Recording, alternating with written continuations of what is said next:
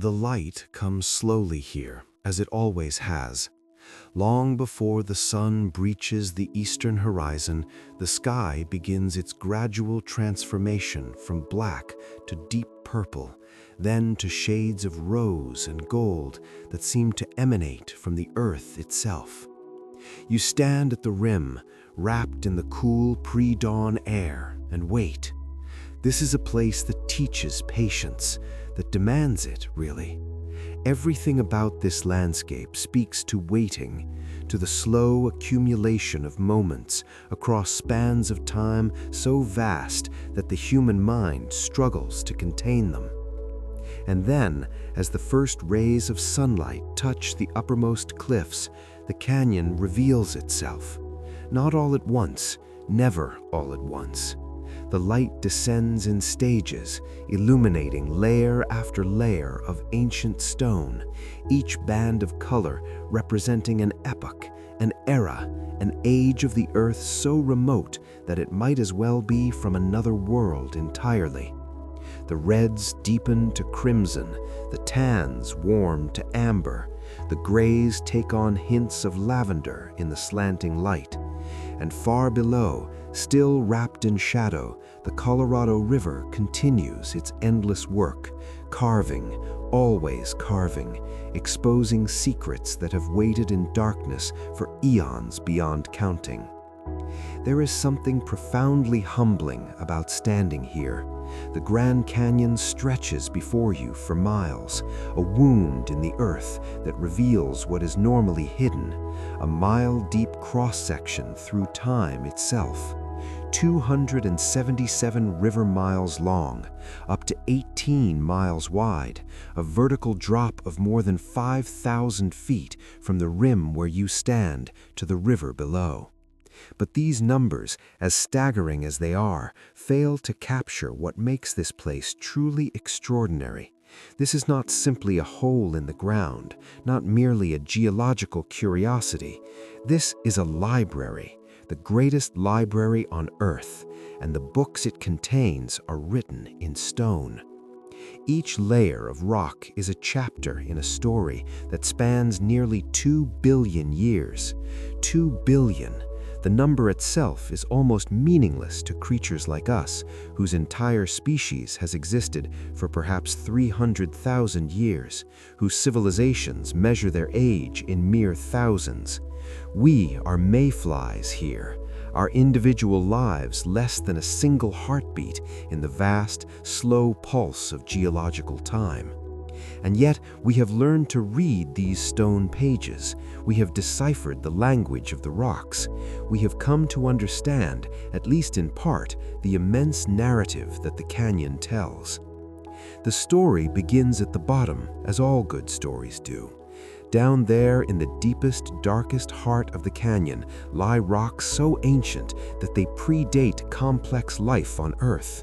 They were formed when the continents had different shapes, when the atmosphere had a different composition, when the Earth itself was a younger, more violent world. These rocks have witnessed the birth of oceans and the death of mountain ranges. They have been buried, metamorphosed, uplifted, eroded, and exposed again. They are the foundation upon which all the later chapters rest, the prologue to a tale of transformation that continues to this day. Above those ancient foundations, layer upon layer of sedimentary rock tells the story of seas that came and went, of deserts that stretched across what would one day be Arizona, of rivers that flowed and then dried up, of life that appeared, flourished, changed, and sometimes disappeared entirely. Each layer is a snapshot of a particular moment in Earth's history, though moment here might mean 10 million years or more.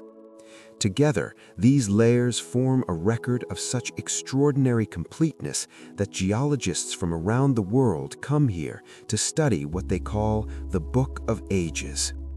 But this is not a book that reveals its secrets easily. The canyon is a stern teacher. It offers no shortcuts, no simplified explanations. To understand what you are seeing, you must train your mind to think in ways that feel almost unnatural. You must learn to see a sandstone cliff not as a static object, but as ancient sand dunes preserved in stone for 275 million years. You must look at a layer of limestone and imagine a warm, shallow sea teeming with creatures whose descendants, if they have any descendants at all, would be unrecognizable to them. You must accept that the river you see at the bottom of the canyon, the force that carved this magnificent abyss, is itself younger than many of the rocks through which it cuts. The canyon teaches us about time, yes, but it teaches us something else as well. It teaches us about impermanence. Every layer of rock here was once something else, sand or mud, or the calcium carbonate shells of countless marine organisms. Every landscape that deposited these sediments has long since vanished. Mountains have been worn away to nothing. Seas have drained and refilled and drained again. The very climate of this place has swung wildly, from tropical seas to arid deserts to shallow lagoons and back again, over and over across the ages. And if the earth can change so dramatically, if entire mountain ranges can rise and be eroded away, if seas can come and go, leaving only their sediments as proof they ever existed, what does that say about the permanence of anything we build, anything we create, anything we think of as lasting? The canyon offers no comforting answers to such questions. It simply exists, a testament to the profound indifference of geological time, the great leveler that reduces all things eventually to sediment. Yet there is beauty here too, perhaps even a kind of meaning. The canyon is not simply a record of destruction, of erosion and loss. It is also a record of creation, of the slow but inexorable processes that build new landforms, new ecosystems, new possibilities. Every grain of sand that the Colorado River carries downstream will eventually settle somewhere, becoming part of a new landscape, a new chapter in a story that has no end. The same forces that carved this canyon are still at work today, still shaping the earth, still writing new pages in the great book of geological time. As the light continues to descend into the canyon, illuminating more and more of the ancient stone walls, you begin to see details that were invisible just moments before. The precise horizontal lines that mark the boundaries between rock layers, the subtle variations in color that hint at different compositions, different environments of deposition, the vertical cracks and joints where water has exploited weaknesses in the rock, creating the side canyons and alcoves that give the landscape its intricate complexity. It is easy to feel small here, easy and perhaps appropriate. We are small in the context of this place. Our lives are brief. Our impacts, for all that we might wish them to be lasting, are fleeting. But we are also, remarkably, capable of understanding what we are seeing. We can look at these rocks and read their history. We can measure the age of the earth and trace the evolution of life through time. We can stand at the rim of this immense chasm and comprehend, at least intellectually, the forces that created it and the billions of years it represents. This is the gift the canyon offers to those who are willing to receive it. Perspective, a sense of our place in the vast sweep of time, an understanding that we are part of something much larger than ourselves, much older, much more enduring. The earth existed long before we appeared, and it will continue long after we are gone. The processes that shaped this landscape operate on timescales that dwarf not only our individual lives, but the entire history of our species. And yet, knowing this, understanding it, even in a limited way, changes something. It makes our everyday concerns seem smaller, yes, but it also makes the time we have seem more precious. If we are indeed mayflies, brief visitors to a world that moves to a much slower rhythm, then perhaps what matters is not the length of our visit, but what we do with the time we are given. Perhaps what matters is that we are here at all, conscious and aware, capable of wonder, able to stand at the rim of the canyon and ask the questions that have no easy answers.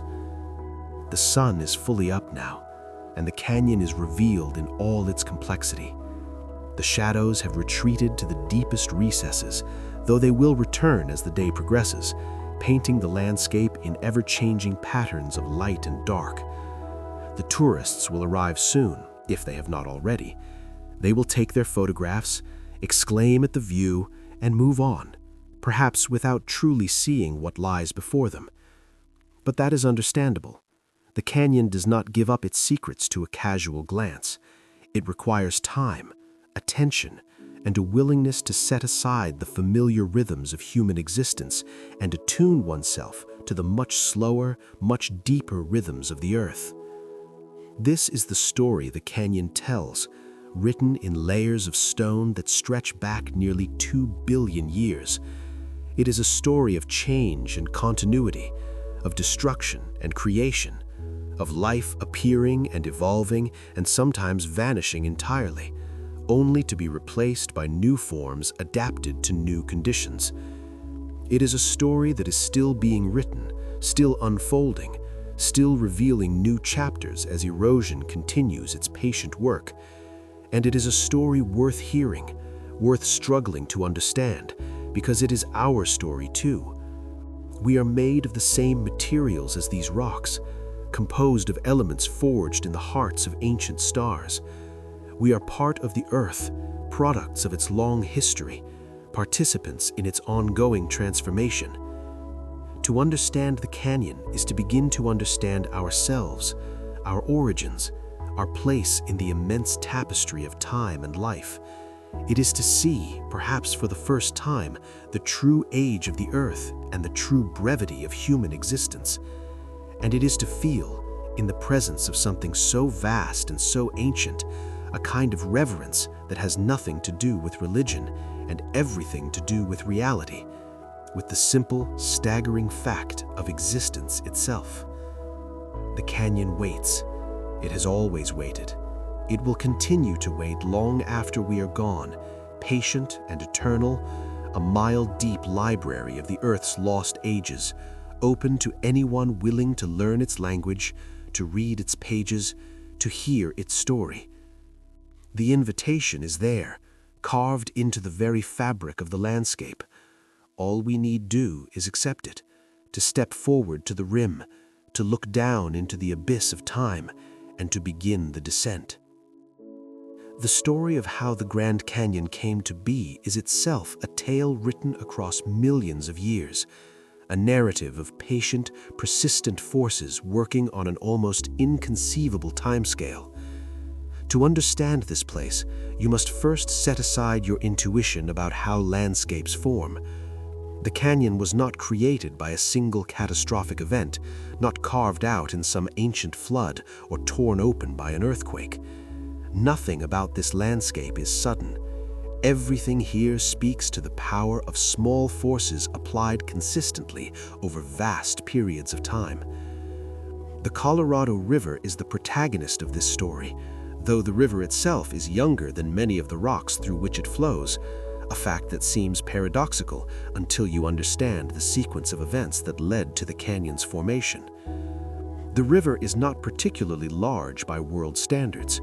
Its flow, in fact, has been so reduced by human diversion and damming that it no longer carries the volume of water it once did. And yet this relatively modest stream has accomplished one of the most spectacular feats of erosion on Earth. But the river alone did not carve the canyon. Water was the tool, but the real architect was time, combined with a crucial geological event, the uplift of the Colorado Plateau. Around 70 million years ago, give or take 10 million years, precision becomes difficult at such scales, vast forces deep within the Earth began to push upward on the region that would become the Colorado Plateau. This was not a violent upheaval, not a sudden crumpling of the Earth's crust. Rather, it was a slow, steady rise, so gradual that if you had been standing here watching, you would have seen nothing change from day to day, year to year, or even millennium to millennium. Yet over millions of years, the effect was profound. The entire region rose, eventually reaching elevations of 7,000 to 8,000 feet above sea level in places. The rock layers themselves remained largely horizontal, their original orientation preserved even as they ascended. This is important because it meant that when erosion began to work on these elevated rocks, it could create the kind of stepped, layer cake appearance that makes the Grand Canyon so distinctive. In other regions, where rocks have been folded and faulted by mountain-building processes, erosion creates different landscapes, more chaotic, less readable. As the Colorado Plateau rose, the ancestral Colorado River maintained its course, a phenomenon geologists call superposition. The river was already flowing across this landscape when the uplift began, and as the land rose beneath it, the river simply kept flowing, cutting downward at a rate that matched the rate of uplift. It is rather like running a bandsaw through a log that is being slowly pushed upward towards the blade. The saw maintains its position in space, but it cuts deeper and deeper into the wood as the wood rises. This is a simplification, of course. The actual history is more complex, involving periods when the river's course changed, times when erosion accelerated or slowed, episodes when side canyons were cut by tributary streams, and countless other factors that contributed to the canyon's final form. What is certain is that once the river established its course through this rising plateau, it became an engine of erosion on a colossal scale. Water, moving downhill under the pull of gravity, possesses a power that is easy to underestimate. It seems so yielding, so soft. You can scoop it up in your hands, you can splash through it. And yet, given enough time and enough volume, water can disintegrate mountains. Where did it all go? Downstream, of course, carried by the Colorado River toward the sea. For millions of years, the river has been exporting sediment, depositing it in what is now the Gulf of California, and building up the river's delta. In a very real sense, the Grand Canyon is being transformed into a broad, flat plain of sediment hundreds of miles away. The destruction here is creation there, the erosion of one landscape providing the material for another. This is the way the Earth works, endlessly recycling its materials, transforming old landforms into new ones, writing new chapters with the debris of the old. But the canyon is not finished. The Colorado River continues to flow, continues to carry sediment, continues to cut downward and widen the chasm. True, human intervention has altered the river's behavior. The construction of Glen Canyon Dam upstream has reduced the flow and trapped much of the sediment that would otherwise be abrading the riverbed. The nature of flooding has changed, with the extreme high flows and low flows that once characterized the river now moderated by dam operations. Some geologists worry that without the periodic scouring floods, sediment will begin to accumulate in the canyon rather than being flushed out, potentially altering the river's behavior in unpredictable ways. Yet despite these changes, the basic processes continue. Weathering and mass wasting still attack the canyon walls. Tributary streams still carry sediment into the main channel during storms. Rockfalls still occur with surprising frequency, particularly after heavy rains or during freeze-thaw cycles. The canyon is still growing, still evolving, still being shaped by the same forces that created it. The timescale is vast, too slow to observe directly, but the direction is clear. The canyon will continue to deepen and widen for as long as the river flows and the plateau remains elevated. Eventually, millions of years from now, the canyon will reach a kind of equilibrium. The plateau will be eroded down to near sea level, the river will lose its gradient and thus its erosive power, and the dramatic topography will be worn away. What is now a mile-deep chasm will become a broad valley, then a low plain, indistinguishable from countless other landscapes. The rock layers that are now so spectacularly exposed will be worn away entirely, their stories lost to erosion, their secrets scattered across the ocean floor as sediment. This is the eventual fate of all landscapes, all mountains, all canyons. The Earth's surface is in constant flux, with erosion and deposition locked in an eternal dance, each creating what the other destroys. But that future is unimaginably distant. For now, in this moment that encompasses our entire civilization and all the human history that came before it, the Grand Canyon exists in all its glory, a testament to the power of small forces working over great time, a demonstration of what persistence can achieve, a reminder that the most spectacular transformations often happen too slowly to see, but too powerfully to stop. The river flows, the rocks crumble, the canyon deepens, and we, brief visitors to this ancient landscape, stand at the rim and marvel at what time can accomplish when it has millions of years to work with. The light shifts as the sun climbs higher, changing the canyon's appearance minute by minute. Shadows that were deep and mysterious become sharp and distinct. Colors that were muted take on new intensity. The landscape is never static, never quite the same from one moment to the next, even as the rocks themselves represent a stillness measured in eons. It is this juxtaposition that makes the canyon so compelling, the interplay of the immediate and the eternal, the transient and the enduring, the momentary and the timeless. To truly understand this place, you must hold these different timescales in your mind simultaneously, must learn to see both the surface appearance and the deep history, the present moment and the millions of years that led to it. It is not easy. The human brain did not evolve to think in terms of millions of years. We are adapted to much shorter timescales, to the rhythms of days and seasons, of human lifespans, and at most a few generations. Geological time is alien to us, almost incomprehensible, and yet it is real. The canyon is proof of its reality, evidence that time on scales we can barely imagine does pass, and that when it does, it changes everything.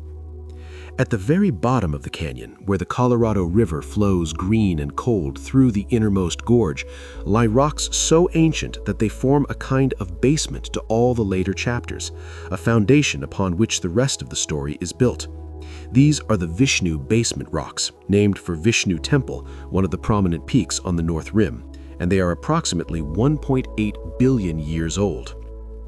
To say that these rocks are ancient is to engage in profound understatement. When these rocks formed, the Earth was less than half its current age. The continents had different configurations, clustering together and then breaking apart in cycles that would repeat many times before the present day. The atmosphere contained far less oxygen than it does now. Much of Earth's oxygen was still locked up in rocks and had not yet been liberated by photosynthetic organisms. Complex multicellular life did not exist. The most sophisticated organisms on the planet were simple bacteria and archaea, single-celled creatures barely visible under a microscope, yet even they represented billions of years of evolution from the first primitive life forms. The mechanism is straightforward, though the results are spectacular. The river does not cut through rock the way a knife cuts through butter. Instead, it abrades, grinding away at the stone with sediment it carries in suspension. Sand, silt, gravel, these are the tools the river uses, each particle acting as an abrasive agent. The faster the water flows, the more sediment it can carry, and the larger the particles it can move. During floods, boulders the size of cars can be tumbled downstream, colliding with the riverbed and with each other, breaking into smaller pieces, each one capable of abrading the rock over which it passes. The process is slow by human standards, but remarkably fast by geological ones. Current estimates suggest that the Colorado River has been deepening the canyon at an average rate of about 6 inches per 1,000 years. 6 inches per millennium. It sounds like nothing at all, scarcely worth mentioning, but multiply that rate by 6 million years and you arrive at 3,000 feet, more than half a mile. And that is just the average. During certain periods when the river ran higher and faster, or when particularly soft rock layers were being eroded, the rate would have been much greater. But vertical erosion, the simple down-cutting of the river channel, accounts for only part of the canyon's formation. The canyon is not just deep, it is also wide. in places more than 10 miles from rim to rim. This widening is the work of weathering and mass wasting, the processes by which rock is broken down and transported away from the canyon walls. Every rock exposed to the elements is under constant attack. Water seeps into cracks and freezes, expanding as it turns to ice and wedging the rock apart. Mineral crystals grow in tiny fissures, exerting pressure that slowly pries the rock apart. Chemical reactions, particularly in the presence of rainwater, which is slightly acidic, slowly dissolve certain minerals, weakening the rock's structure. Over time, these processes cause blocks of rock to break away from the canyon walls and tumble downward, a process called rockfall. Sometimes entire cliff faces collapse in massive landslides, sending thousands of tons of rock crashing into the canyon below.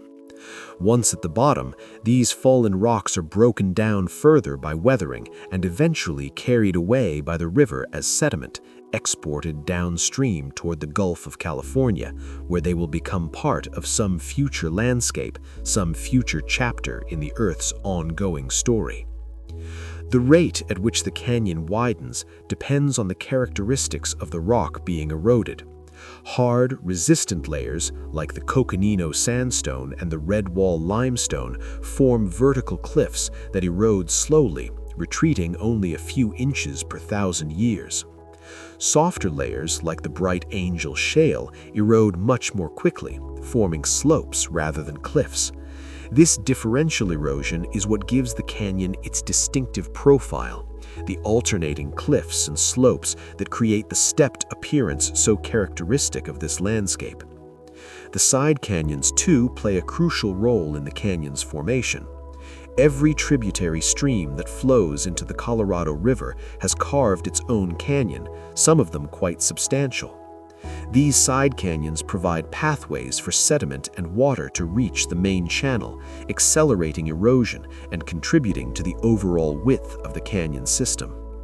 During the rare but intense rainstorms that occur in this region, these tributary streams can become raging torrents, carrying massive loads of sediment and causing rapid, dramatic changes to the landscape.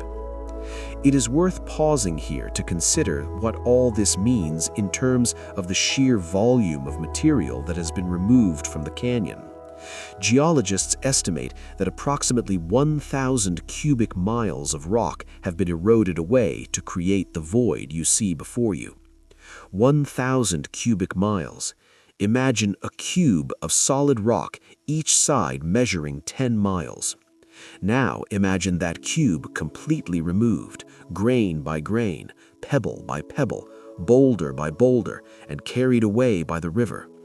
That is roughly the amount of material that once filled the space now occupied by the canyon's immense emptiness. The Vishnu basement rocks are actually two distinct types of metamorphic and igneous rocks, the Vishnu Schist and the Zoroaster granite, though both are often grouped together under the general term Vishnu basement. The schist is the older of the two, formed from sedimentary and volcanic rocks that were buried deep within the Earth's crust, where intense heat and pressure transformed them completely. The original rocks, whatever they were so altered by this metamorphism that their initial character is almost impossible to determine. They were cooked and compressed until their minerals recrystallized into new arrangements, creating the foliated, layered appearance that characterizes schist. These transformations occurred deep underground, perhaps 10 to 20 miles below the surface, where temperatures exceeded 750 degrees Fahrenheit and pressures were enormous. At such depths, rocks behave differently than they do at the surface. They can flow like thick honey, albeit very slowly, folding and contorting in response to tectonic forces. The wavy, swirled appearance of the Vishnu Schist, visible when you examine it up close, is evidence of this plastic deformation, a record of forces and conditions that seem almost alien from our surface-dwelling perspective. The Zoroaster granite tells a different but related story. Granite forms when molten rock, magma, cools and crystallizes deep underground.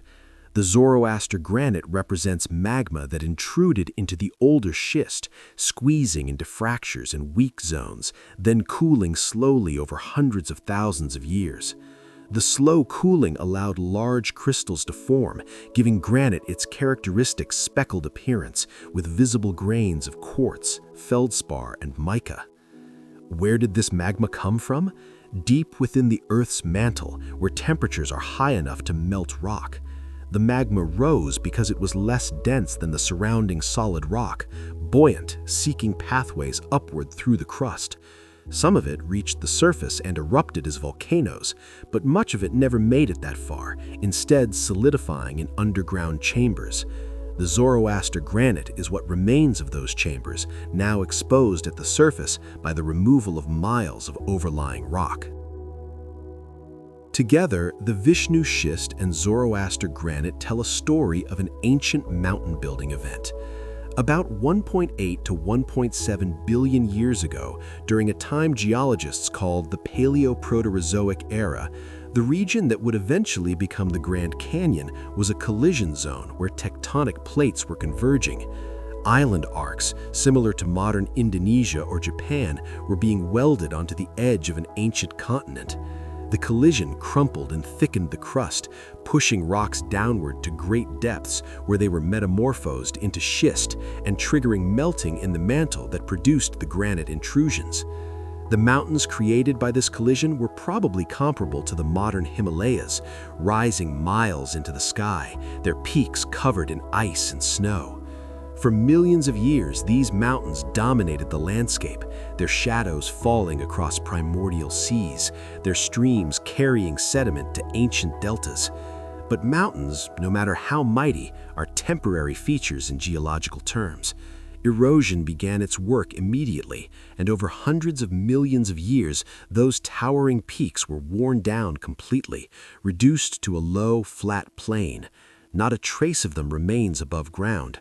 All that is left are their roots, the metamorphic and igneous rocks that formed deep in their cores, now exposed at the bottom of the Grand Canyon. This is one of the canyon's most profound lessons, that entire mountain ranges can rise and be completely eroded away, leaving almost no trace of their existence. The mountains that stood here 1.7 billion years ago were as real as the Rockies or the Alps, as solid and enduring as any landscape on Earth today. And yet, they are gone, worn away to nothing, their sediments scattered across ancient ocean floors that themselves have been destroyed and recycled. If not for the canyon's deep excavation, we would never know those mountains existed. The erosion of those ancient mountains took somewhere between 200 and 500 million years, a span of time difficult to grasp. During that immense interval, the continents drifted, climates changed, and life continued its slow evolution in the seas. Eventually, the mountains were gone, replaced by a low, rolling plain not far above sea level. This plain became the foundation upon which all the later rock layers would be deposited, the basement upon which the canyon's more familiar strata would accumulate. But before those sedimentary layers began to form, something else happened, something that left a mark so profound that it represents one of the greatest mysteries in the canyon's geological record. For reasons that are still debated, the region was uplifted again, tilted, and then eroded once more. This created a series of younger rock layers, sedimentary rocks of the Grand Canyon supergroup, that were deposited on top of the eroded Vishnu basement. These supergroup rocks tell fascinating stories of ancient rift valleys, lava flows, and shallow seas, but they are visible only in certain parts of the canyon where erosion has not removed them entirely. And then came an even longer episode of erosion, one that removed most of the supergroup rocks and created a new erosion surface on top of the Vishnu basement. This surface, this boundary between the very ancient rocks and the somewhat less ancient rocks above them, is called the Great Unconformity, and it represents a gap in the rock record of up to 1.2 billion years in some places, more than 1 billion years missing from the story. as if someone took a book and tore out hundreds of pages in the middle, leaving only the first few chapters and the last few, with everything in between lost to time. But we are getting ahead of ourselves.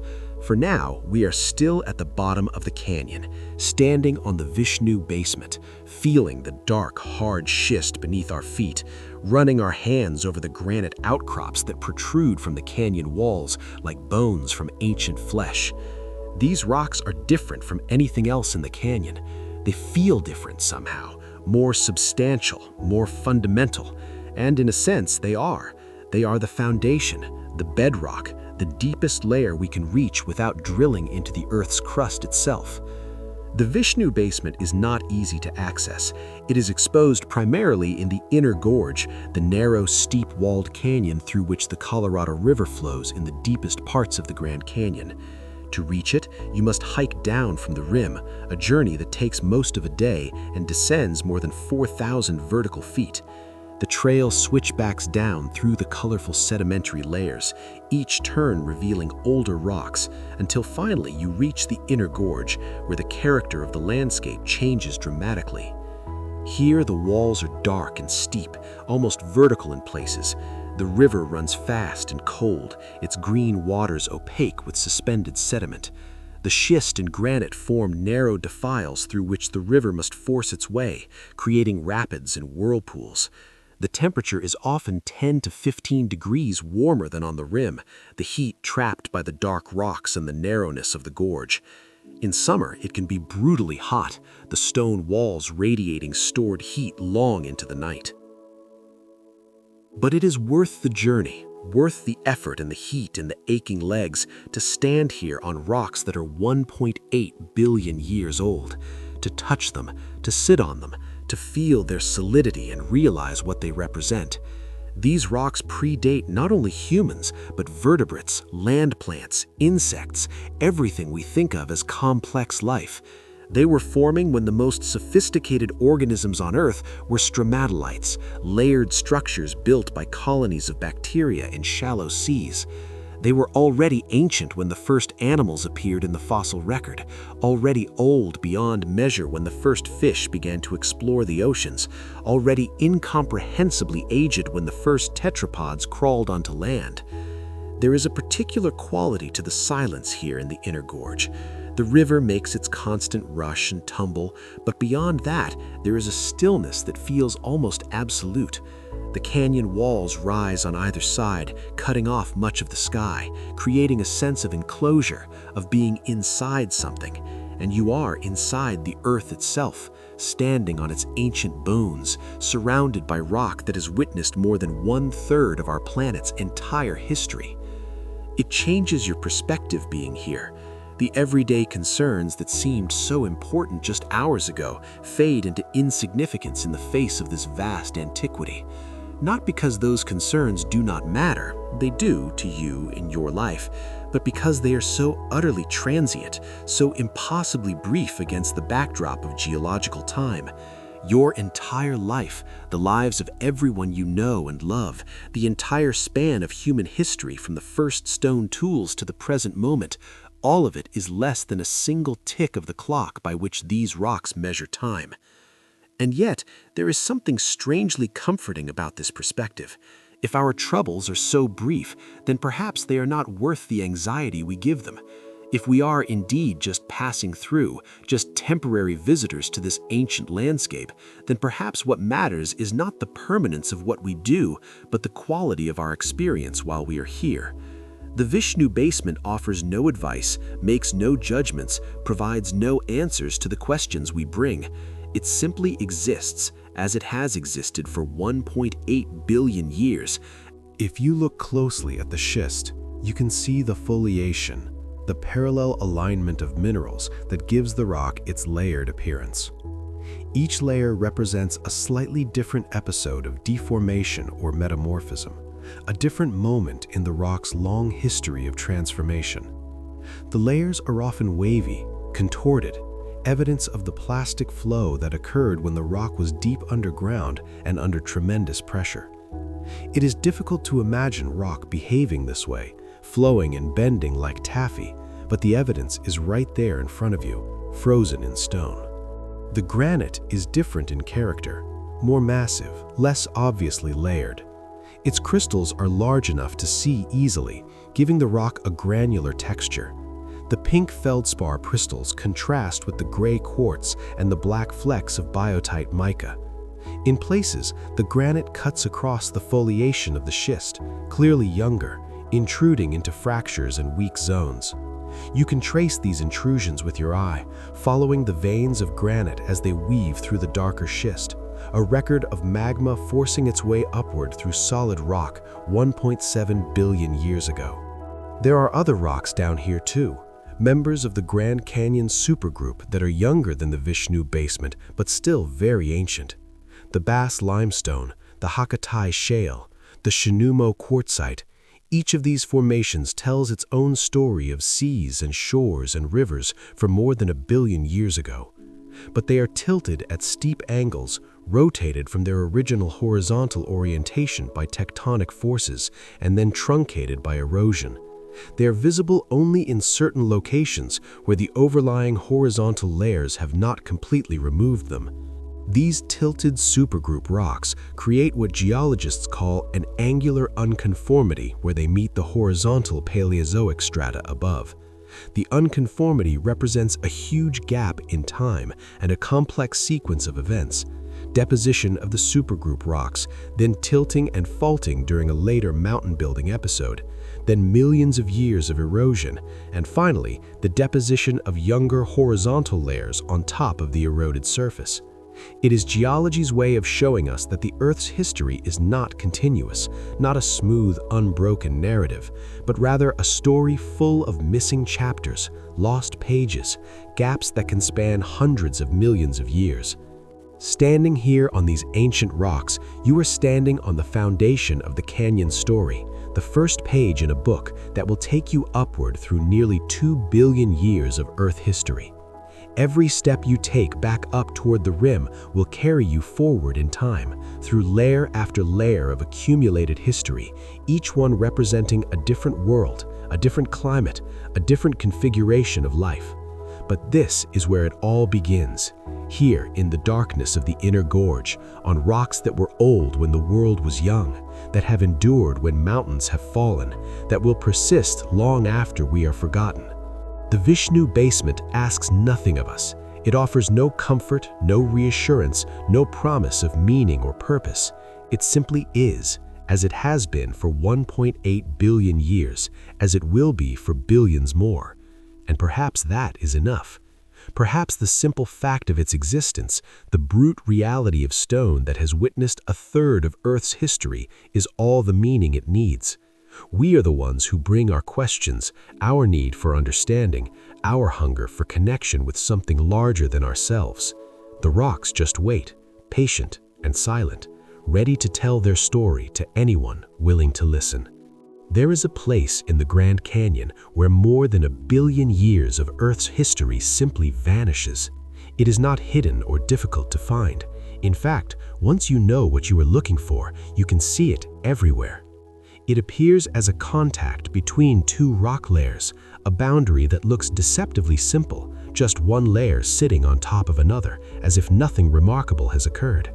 But this boundary, this innocent-looking line between the dark Vishnu basement rocks below and the Tapiath sandstone above, represents one of the most profound mysteries in geology.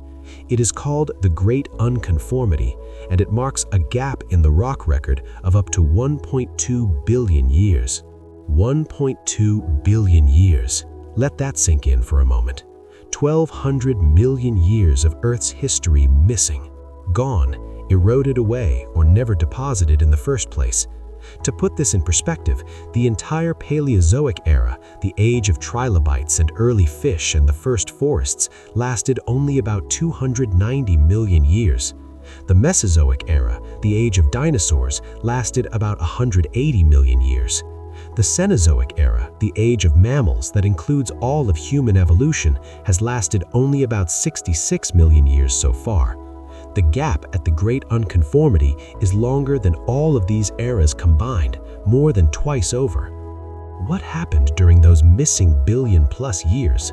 That is the question that has puzzled geologists since the unconformity was first recognized in the 19th century. The simple answer is that we don't know, not with certainty, because the rocks that would tell us that story are gone. But we can make inferences, we can piece together clues from other places, we can build a hypothetical narrative of what might have occurred during that vast stretch of missing time. The story likely begins with the Grand Canyon supergroup, those tilted layers visible in certain parts of the canyon that sit between the Vishnu basement and the horizontal Paleozoic strata. These supergroup rocks, deposited between about 1.2 billion and 740 billion years ago, represent an interesting period in Earth's history when the region was part of a rift system similar to the modern East African Rift Valley. The continent was trying to split apart, creating a basin that filled with sediments and occasional lava flows. But this rifting apparently failed. The continent did not completely split. Instead, after the supergroup rocks were deposited, something caused the region to be uplifted and tilted.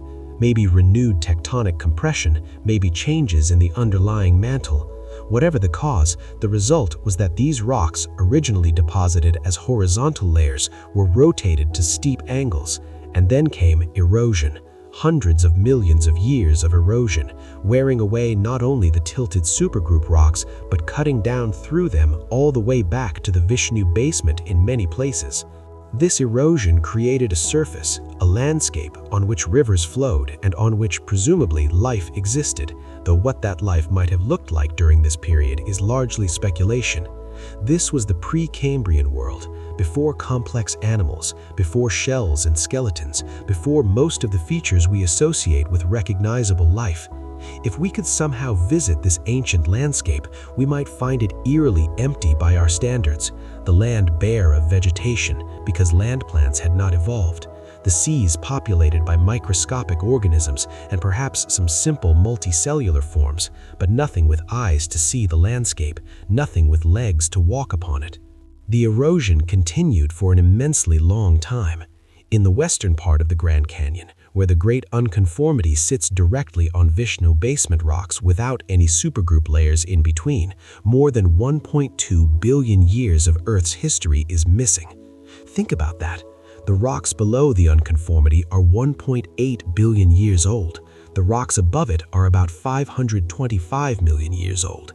Everything in between, more than 1.2 billion years of time, has left no record in the rock layers of this location. What could have caused such extensive erosion? One possibility is that the region was simply land for most of that time, a low-lying plain or plateau that was gradually worn down by rivers and weather, with the eroded sediments carried away to the sea and deposited elsewhere. Another possibility is that rocks were deposited but then removed by later erosion, a process that could have repeated multiple times over such a long interval. Mountains could have risen and been worn away, seas could have advanced and retreated, entire landscapes could have come and gone, leaving no trace in this particular location. The Great Unconformity is not unique to the Grand Canyon, though it is spectacularly displayed here. Similar unconformities of roughly the same age exist all over the world, suggesting that whatever process created them was global in scale. Some geologists have proposed that this global erosion event was related to the breakup of an ancient supercontinent called Rodinia, which began to fragment about 750 million years ago. The rifting and breakup of continents creates uplift and increases erosion rates, and it is possible that this process was responsible for removing vast amounts of rock from the continents. Others have suggested that the Earth experienced an extreme episode of glaciation during this time, the so-called snowball Earth hypothesis, in which ice sheets extended all the way to the equator and covered most of the planet's surface. Such extreme glaciation would have caused massive erosion as glaciers scraped across the continents, scouring away rock and leaving deeply eroded surfaces. When the ice finally melted, these surfaces would have been exposed to renewed erosion by rivers and weather, potentially removing even more material. Yet another hypothesis links the Great Unconformity to changes in the chemistry of the oceans during this time. The late Precambrian saw significant changes in ocean chemistry, including variations in oxygen levels and the emergence of animals with hard shells and skeletons. These changes might have been driven by extensive erosion that delivered nutrients to the oceans, fertilizing them and spurring biological innovations. In this view, the erosion that created the Great Unconformity was not just a geological event, but a biological one as well, setting the stage for the Cambrian explosion. The truth is likely some combination of these factors, plus others we have not yet considered. Geology is rarely simple, and events that span hundreds of millions of years are almost never the result of a single cause. What we can say with certainty is that the Great Unconformity represents a fundamental break in the rock record, a boundary between the deep Precambrian past and the Paleozoic future, between a world dominated by single-celled organisms and one that was about to be transformed by the appearance of complex animals. Standing at the contact between the Vishnu basement and the Tapete sandstone, you can place your hand on the unconformity itself, spanning more than 1 billion years of time with your fingers. Below your hand, dark metamorphic rocks that have been twisted and compressed and heated until their original character is barely recognizable. Above your hand, tan sandstone, relatively unaltered, composed of grains that you can see and feel, each grain a tiny fragment of some older rock that has been weathered and transported and deposited in a Cambrian sea. The unconformity itself is often marked by a thin layer of pebbles and cobbles, the lag deposits left behind as finer sediments were carried away by ancient rivers or currents. These pebbles are fragments of the Vishnu basement, pieces that were eroded from the underlying rocks and then incorporated into the base of the Tapete sandstone as it was deposited. They are remnants of the erosion surface, evidence of the vast amount of material that was removed. If you look closely, you can sometimes see where the Tapete sandstone has filled in irregularities in the erosion surface, flowing into hollows and around knobs of the older rock. This shows that the surface of the Vishnu basement was not perfectly flat when the Tapete sandstone began to be deposited. It had topography, hills and valleys, the result of millions of years of erosion. The sandstone buried this ancient landscape, preserving it, freezing it in time. And now, more than 500 million years later, the canyon's erosion has exposed it again, allowing us to see the hills and valleys of a world that existed before complex life evolved. There is something profoundly moving about this. The landscape buried beneath the Tapete sandstone is not just old, it is ancient beyond almost any other landscape we can observe on Earth's surface. It is a Precambrian landscape, one that existed during what geologists sometimes call the Boring Billion, a period from about 1.8 to 0.8 billion years ago, when not much seemed to be happening, at least in terms of biological evolution. Life existed, certainly. Single-celled organisms had been around for billions of years by this point, but complex multicellular life had not yet appeared. The world was, by our standards, empty. What did this landscape look like when it was the surface of the Earth? We can only imagine. Perhaps it resembled modern deserts, barren rock and sand with no vegetation to hold the soil in place. Perhaps it was similar to the rocky coastlines of modern oceans, but without the seaweeds and barnacles and tide pools full of life. Rivers would have flowed across it, cutting channels and transporting sediment, but those rivers would have been different from modern rivers, more prone to wide, braided channels because there were no plant roots to stabilize the banks. The sky above this landscape would have looked different too. The atmosphere contained less oxygen than it does today, and the sun would have appeared slightly dimmer because the sun's luminosity has increased slowly over time. If there were clouds, and surely there were, they would have drifted across a sky that no living eye witnessed because eyes had not yet evolved. There would have been no sound but the wind and the water, no bird calls, no insect buzz, no rustle of leaves because leaves did not exist. It would have been a silent world, eerily so by our standards. And yet, it was not a dead world. Microbial mats might have covered submerged rocks and shallow waters, colorful tapestries of bacteria and archaea that could photosynthesize and respire and reproduce. These organisms were transforming the planet, slowly increasing the oxygen content of the atmosphere, changing the chemistry of the oceans, preparing the way for the more complex life that would eventually appear. They were small and simple, but they were alive, and they were busy with the fundamental work of living, extracting energy from their environment and using it to make more of themselves. The Great Unconformity marks the end of this Precambrian world and the beginning of something new. Above the unconformity, in the tapered sandstone and the layers that follow, we begin to find fossils of complex animals, trilobites and brachiopods, and the tracks and burrows of creatures whose bodies left no direct trace. The Cambrian explosion, that remarkable burst of evolutionary innovation that produced most of the major animal body plans we see today, occurred shortly before the tapered sandstone was deposited. The world above the unconformity is a different world, one that would have been recognizable to us, at least in its general outline, as alive in a way we understand.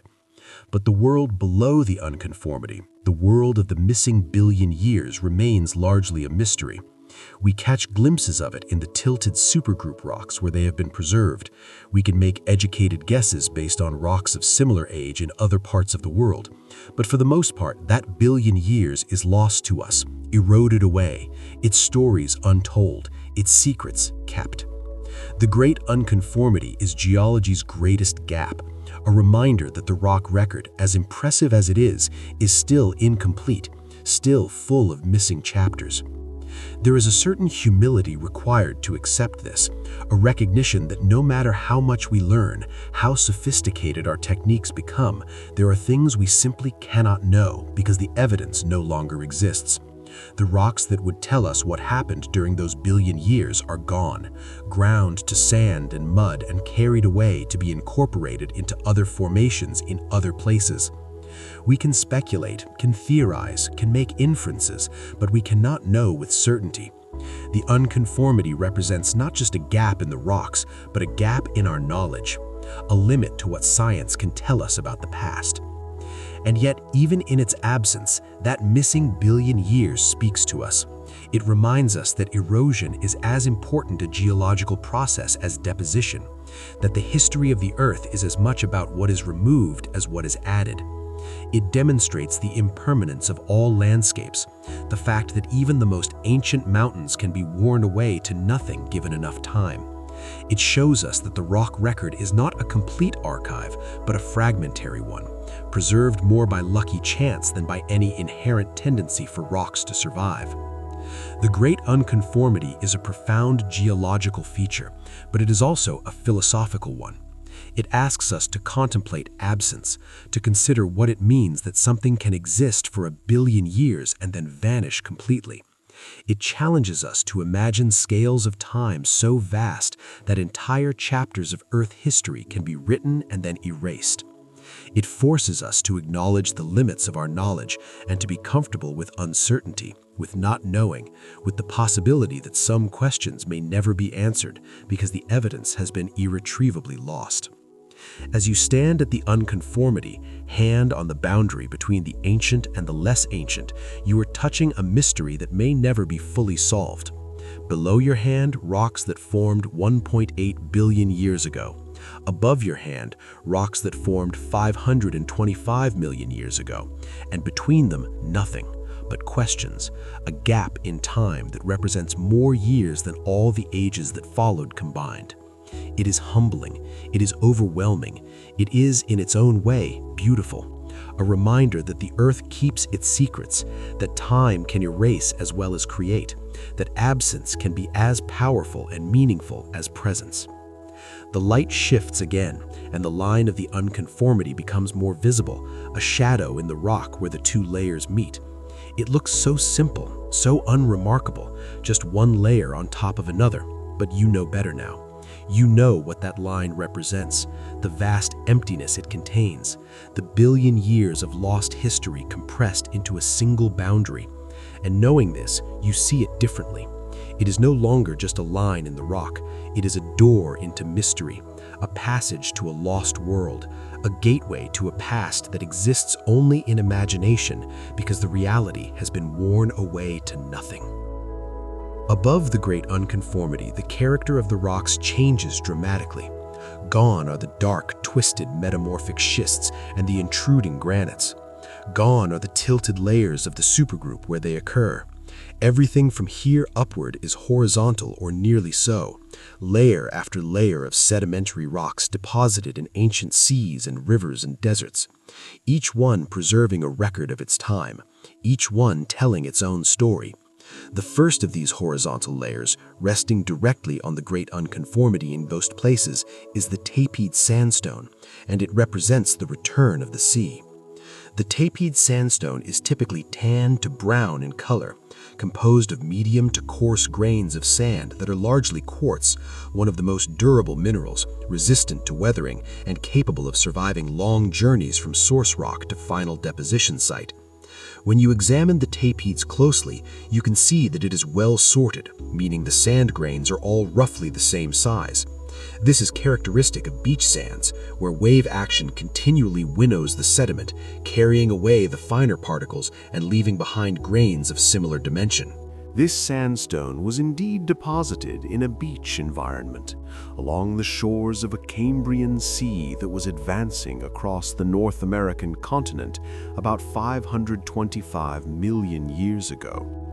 Imagine the scene, a shoreline where waves lap against sand, much like a modern beach, but utterly empty of the life we associate with coastlines today. No seabirds wheel overhead because birds will not evolve for another 300 million years. No crabs scuttle across the sand because crabs belong to a later era. No shells wash up on the shore because mollusks, though they exist in this Cambrian sea, are still rare and primitive. But the water itself is teeming with life, more life than has ever existed on Earth before this moment.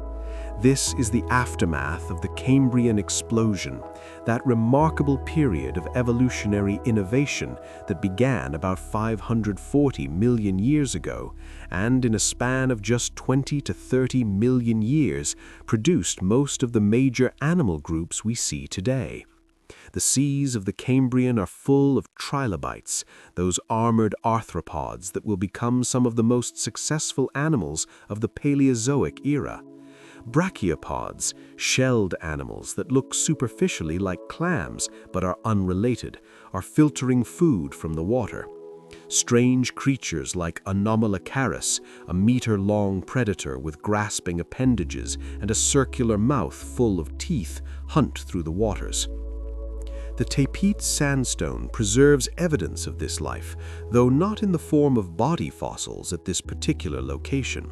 Instead, we find trace fossils, the tracks, trails, and burrows left by animals moving across or through the sediment. These trace fossils tell us that animals were actively exploring their environment, digging into the sand to find food or shelter, leaving behind records of their behavior that have been preserved for more than 500 million years. The most common trace fossils in the tapedes are horizontal burrows, simple tunnels left by worm-like organisms moving through the sediment just below the sea floor.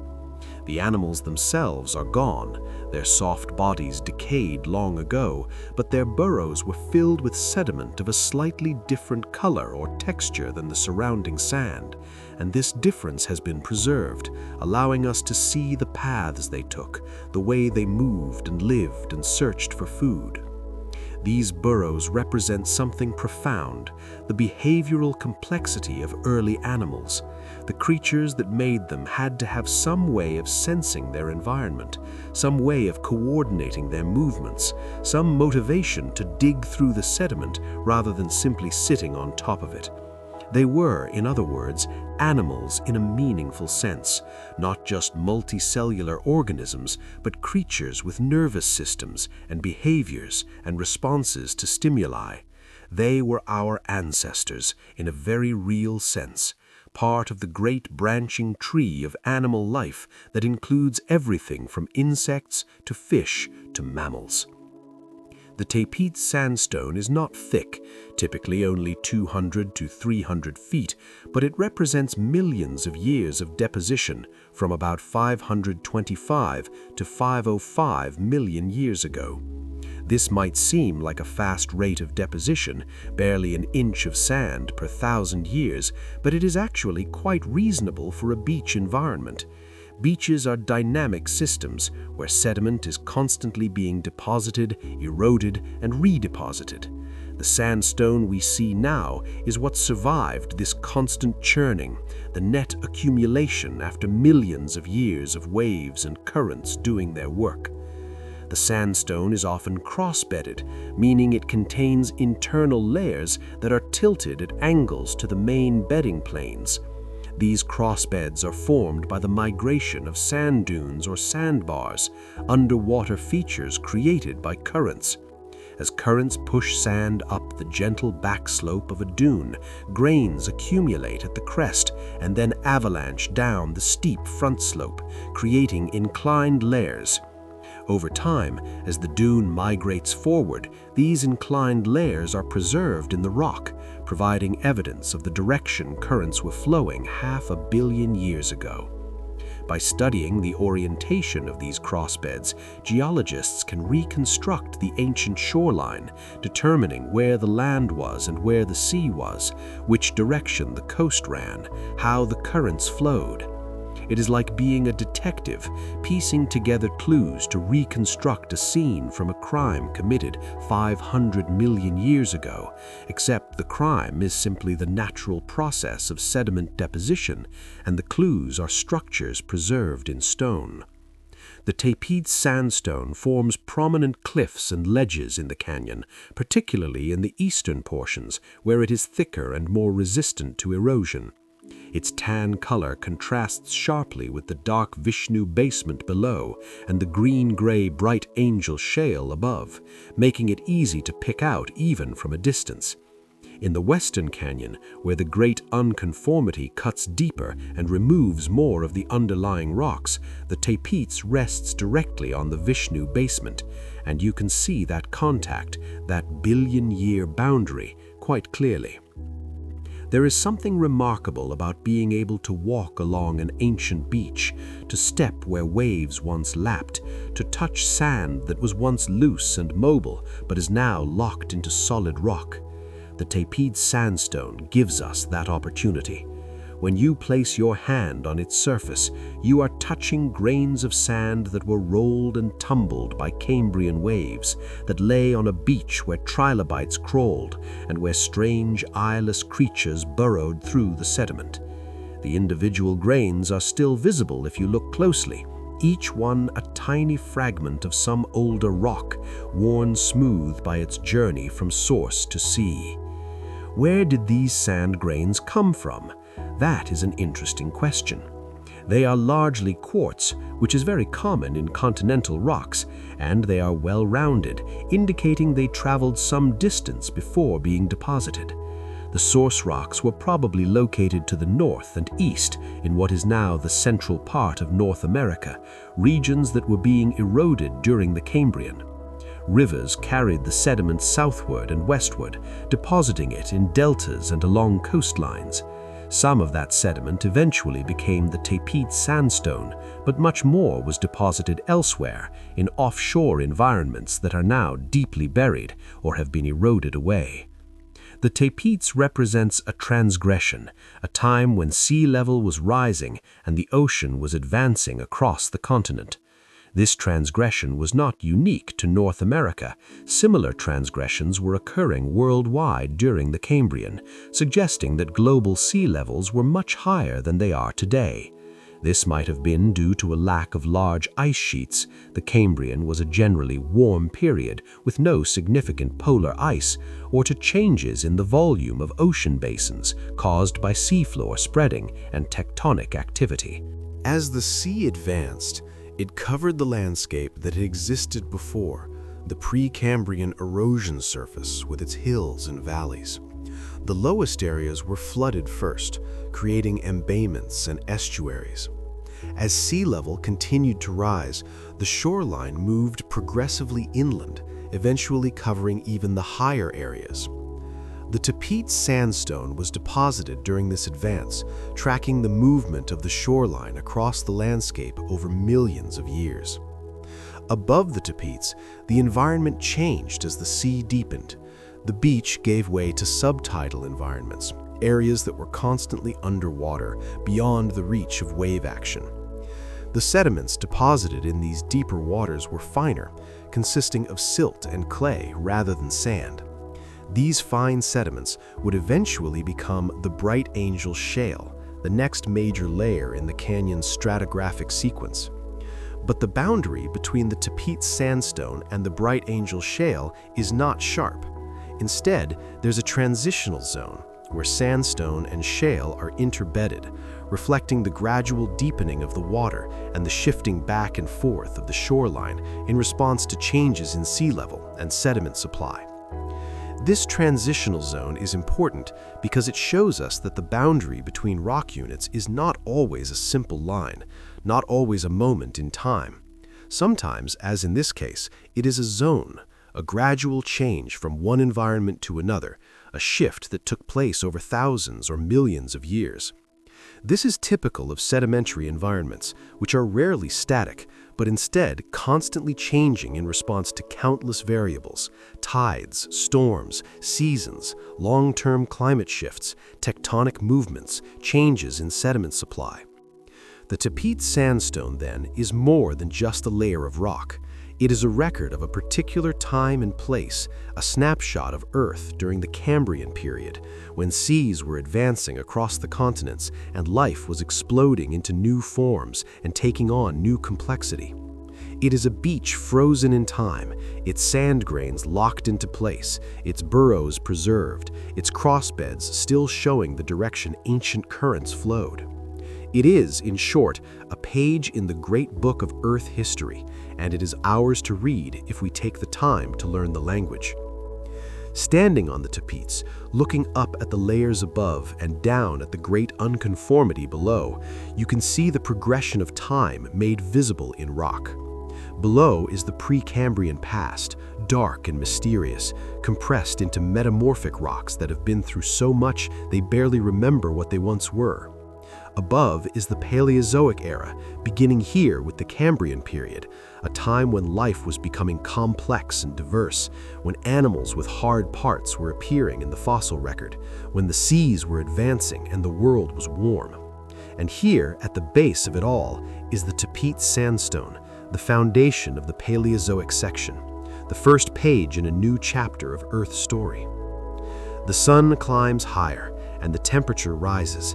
Down here in the canyon, surrounded by rock, you feel the heat more acutely than you would on the rim. The stone absorbs the sunlight and radiates it back, creating a microclimate that can be 10 or 15 degrees warmer than the air temperature would suggest.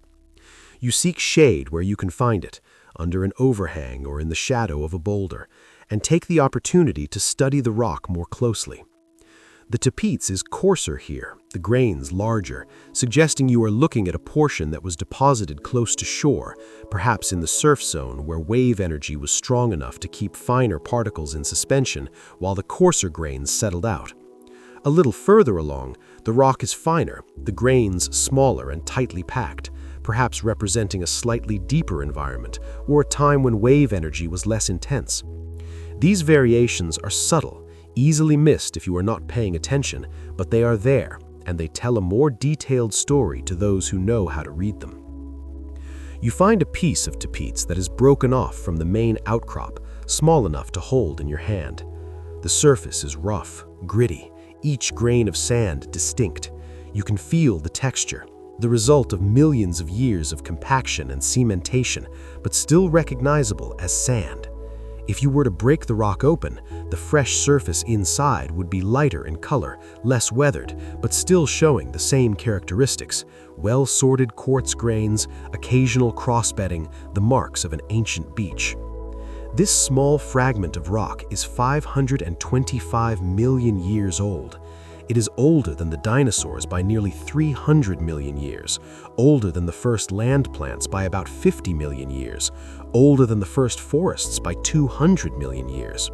It predates almost everything we think of as ancient, and yet it is here, solid and real, a tangible connection to a past so remote that it strains the imagination to contemplate it.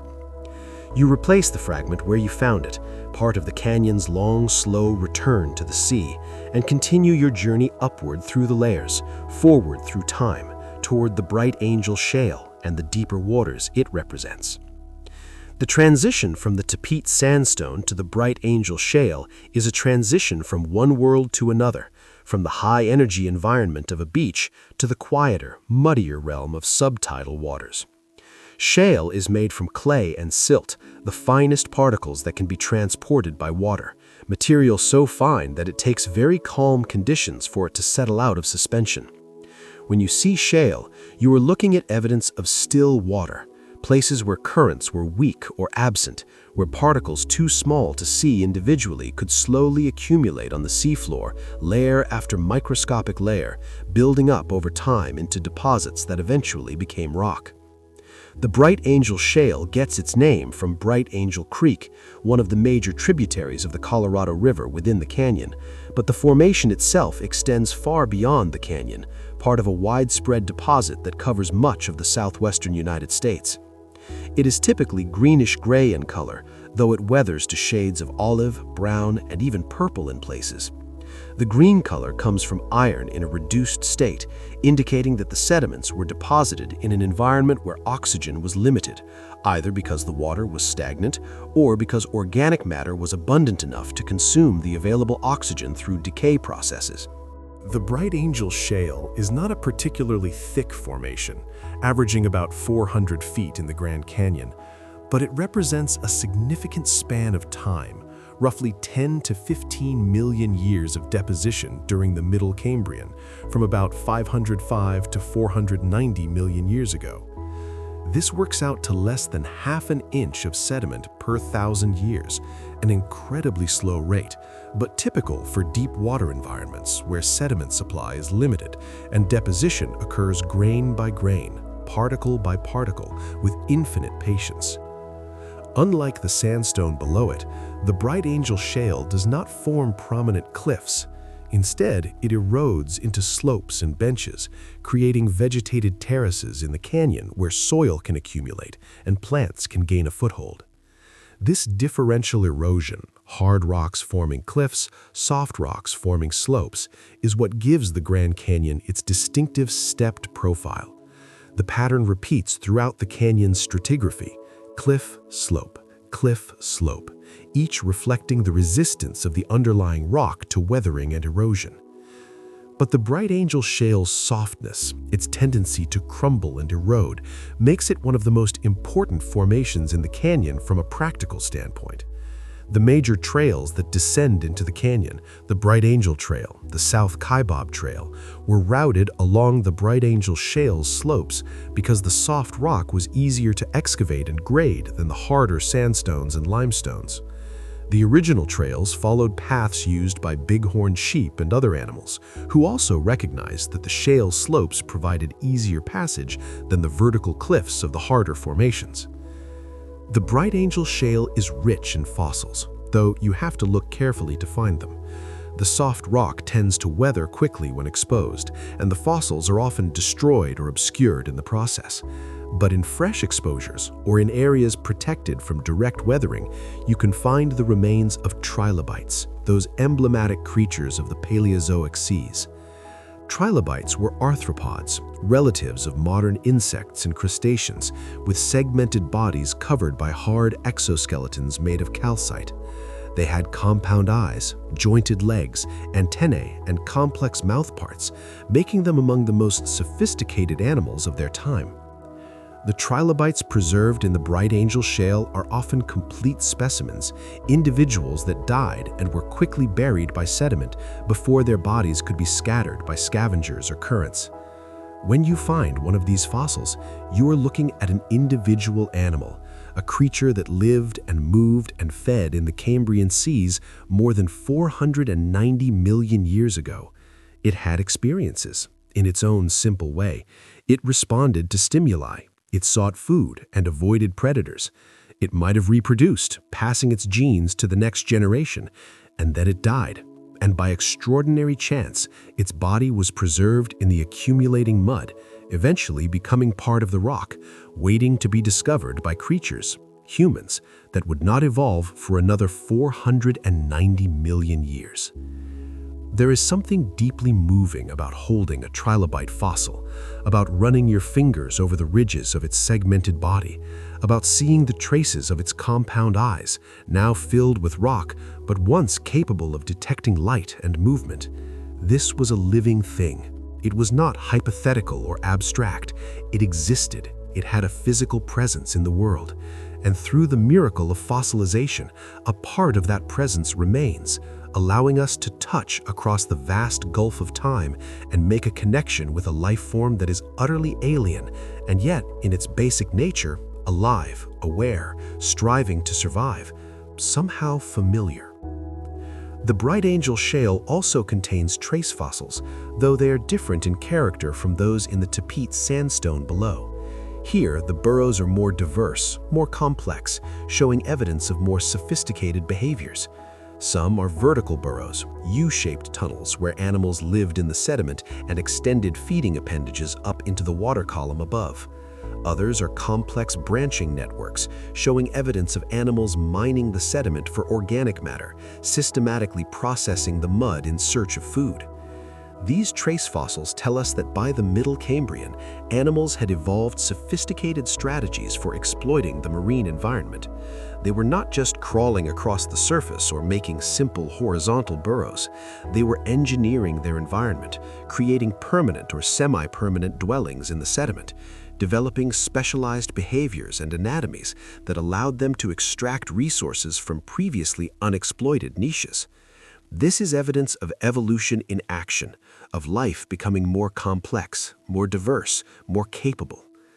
The environment in which the Bright Angel Shale was deposited was probably not very deep, perhaps a few hundred feet of water, maybe less, but it was deep enough to be below the influence of waves except for the most severe storms.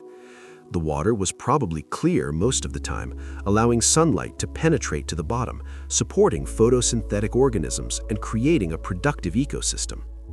The seafloor itself would have been soft mud, perhaps with patches of microbial mat where colonies of bacteria formed stable surfaces.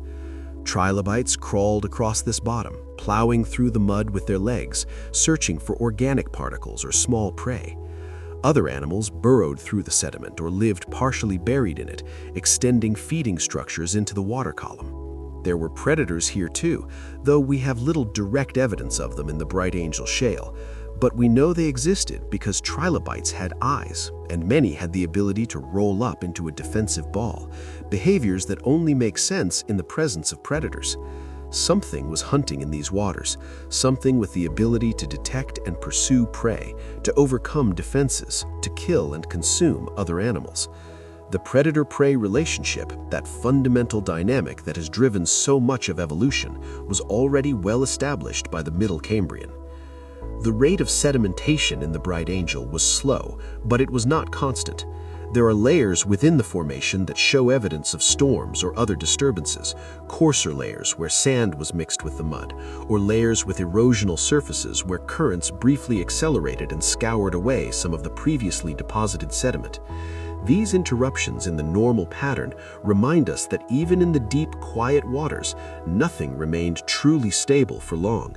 The sea was dynamic, changeable, responsive to forces both local and global, tides, currents, seasonal variations, long-term climate cycles.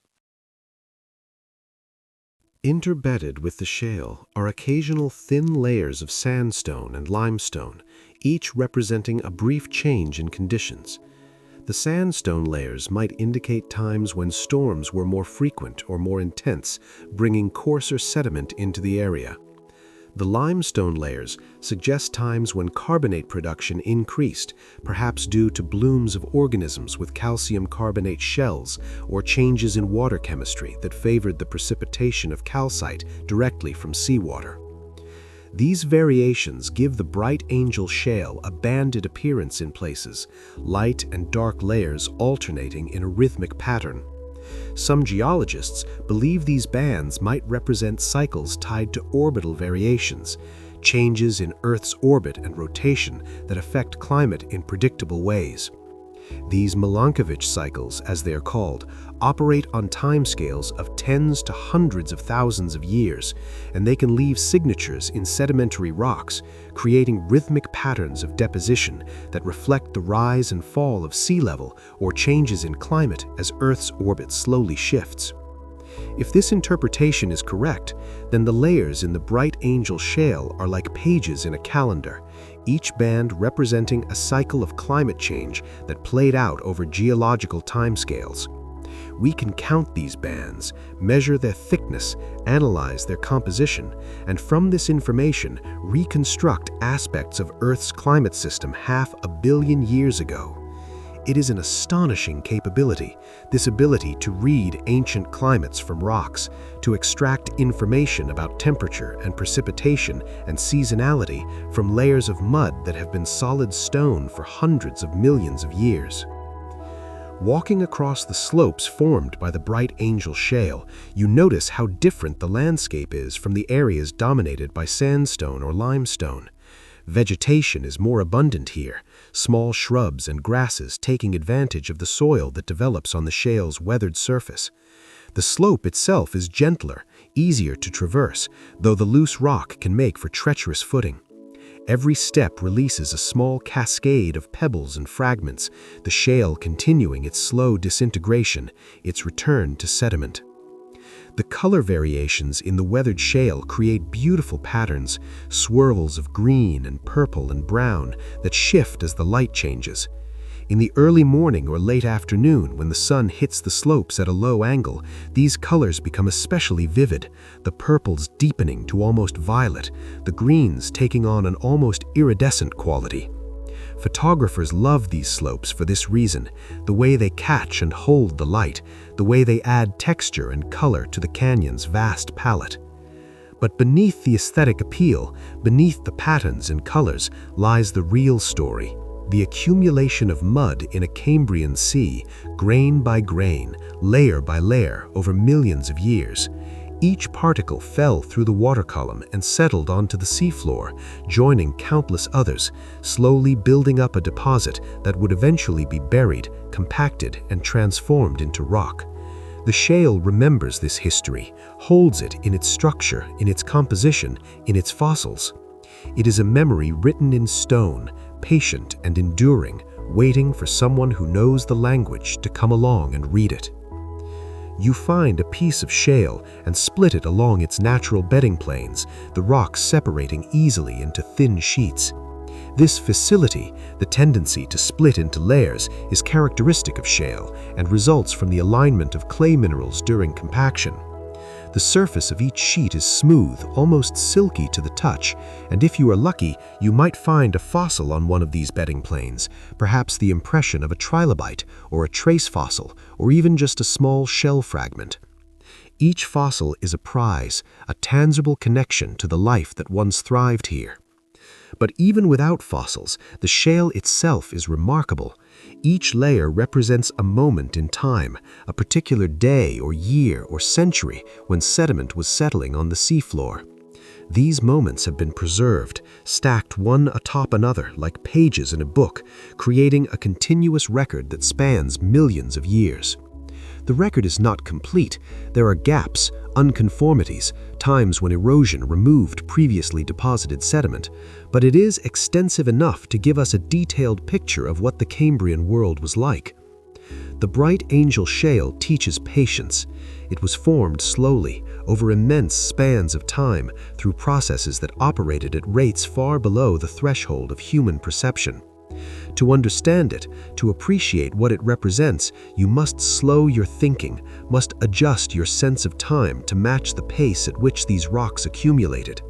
A lifetime is nothing in this context. A civilization is barely a flicker. Even our entire species, all of human history from the first stone tools to the present moment, is less than 0.1% of the time represented by the Bright Angel Shale. This perspective is both humbling and liberating. Humbling because it shows us how brief our presence on Earth has been, how small our mark in the context of deep time. Liberating because it reminds us that the problems that seem so overwhelming, the concerns that keep us awake at night, are ultimately transient, passing phenomena that will be forgotten long before these rocks crumble to nothing. The shale was here before we arrived, and it will be here long after we are gone, continuing its slow weathering, its gradual return to the sediment from which it came. As you continue upward through the Bright Angel slopes, moving forward through Middle Cambrian time, you begin to see hints of the next formation appearing above. The shale grades gradually into limestone, the mud giving way to carbonate-rich sediments that indicate another change in environment, another chapter in the canyon's long story. The sea is about to become shallower, warmer, more like a tropical lagoon than the deeper subtidal environment of the Bright Angel. The Mauve limestone is next, and with it comes a world of coral-like organisms and warm, clear waters teeming with life. But for now, you pause on the Bright Angel slopes, looking back down at the Taipats cliffs below and the dark Vishnu basement at the canyon bottom, then up at the limestone cliffs that are beginning to appear above. You are halfway through the Cambrian section, moving upward through time at a pace determined by your legs and lungs, each step carrying you forward through thousands or tens of thousands of years. The journey is exhausting, the heat oppressive, the trail seemingly endless. But the reward is all around you, a library of stone, a history written in layers, a story no human author could have invented because it is too vast, too complex, too patient in its unfolding. The Bright Angel Shale asks nothing of you but attention, but awareness, but a willingness to see what is really here rather than what you expect to see. It offers in return a glimpse into a world so remote that it might as well be from another planet, yet so carefully preserved that we can reconstruct it in surprising detail.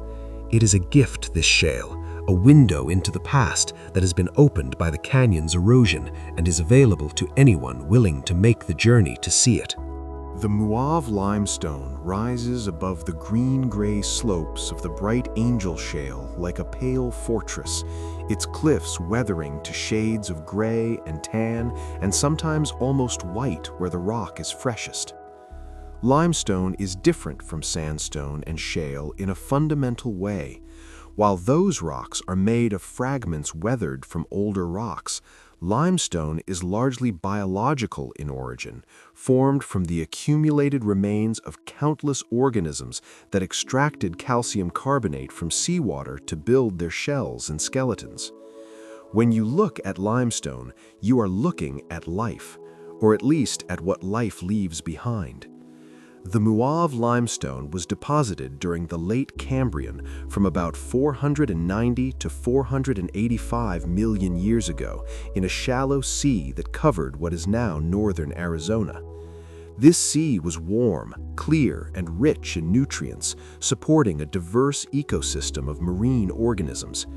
The water depth varied from just a few feet to perhaps 100 feet or more, shallow enough for sunlight to reach the bottom throughout most of the formation's extent, creating ideal conditions for organisms that depended on photosynthetic algae either directly or indirectly. The carbonate sediments that would become the Mauve limestone accumulated in several ways. Some came from the shells of brachiopods, those bivalved animals that look like clams but are actually quite different, belonging to a phylum that has no close modern relatives. Brachiopods were enormously successful in the Paleozoic seas, and their shells, made of calcite, accumulated on the seafloor in vast numbers. When the animals died, their shells remained, piling up in shell banks that could be several feet thick. Other carbonate sediment came from the skeletal remains of early reef-building organisms. These were not true corals. Corals would not evolve for another few million years, but rather archaeoscythids, sponge-like creatures that built rigid skeletons and formed small reef structures in the shallow waters. Archaeoscythids were among the first animals to construct substantial three-dimensional structures, and their reefs provided habitat for other organisms, creating some of the earliest complex marine ecosystems. Still more carbonate formed as direct chemical precipitates from the seawater itself.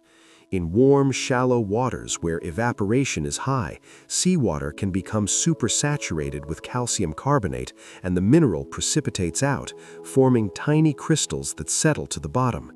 These crystals, along with the shells and skeletal fragments, mixed with lime mud produced by the breakdown of larger particles, created the sediment that would eventually become the Muave limestone.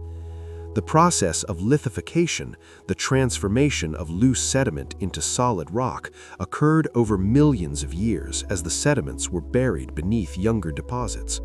The weight of the overlying material compressed the sediments, squeezing out water and forcing the particles closer together. Groundwater circulating through the sediments deposited calcite cement in the spaces between particles, gradually binding them together into solid rock.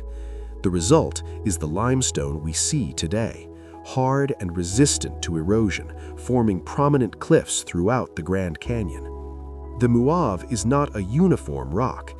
It contains many variations in texture and composition that reflect changes in the environment of deposition. Some layers are composed almost entirely of shell fragments, creating what geologists call a coquina, a rock that is essentially a shell bank. Other layers are fine-grained, made of lime mud with few visible fossils, representing times when conditions favored chemical precipitation or when shells were broken down into very small particles before deposition. Cross-bedding appears in some layers, evidence of currents moving carbonate sand in underwater dunes, similar to the cross-bedding seen in the Tapiot sandstone, but formed from biological material rather than quartz grains.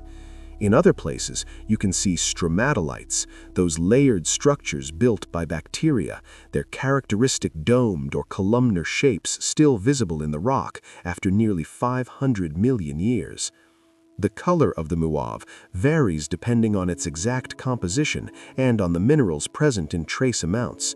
Pure limestone would be white or light gray, but iron oxides from overlying formations have stained much of the Muave to shades of tan and brown, especially near the surface where weathering has been most active.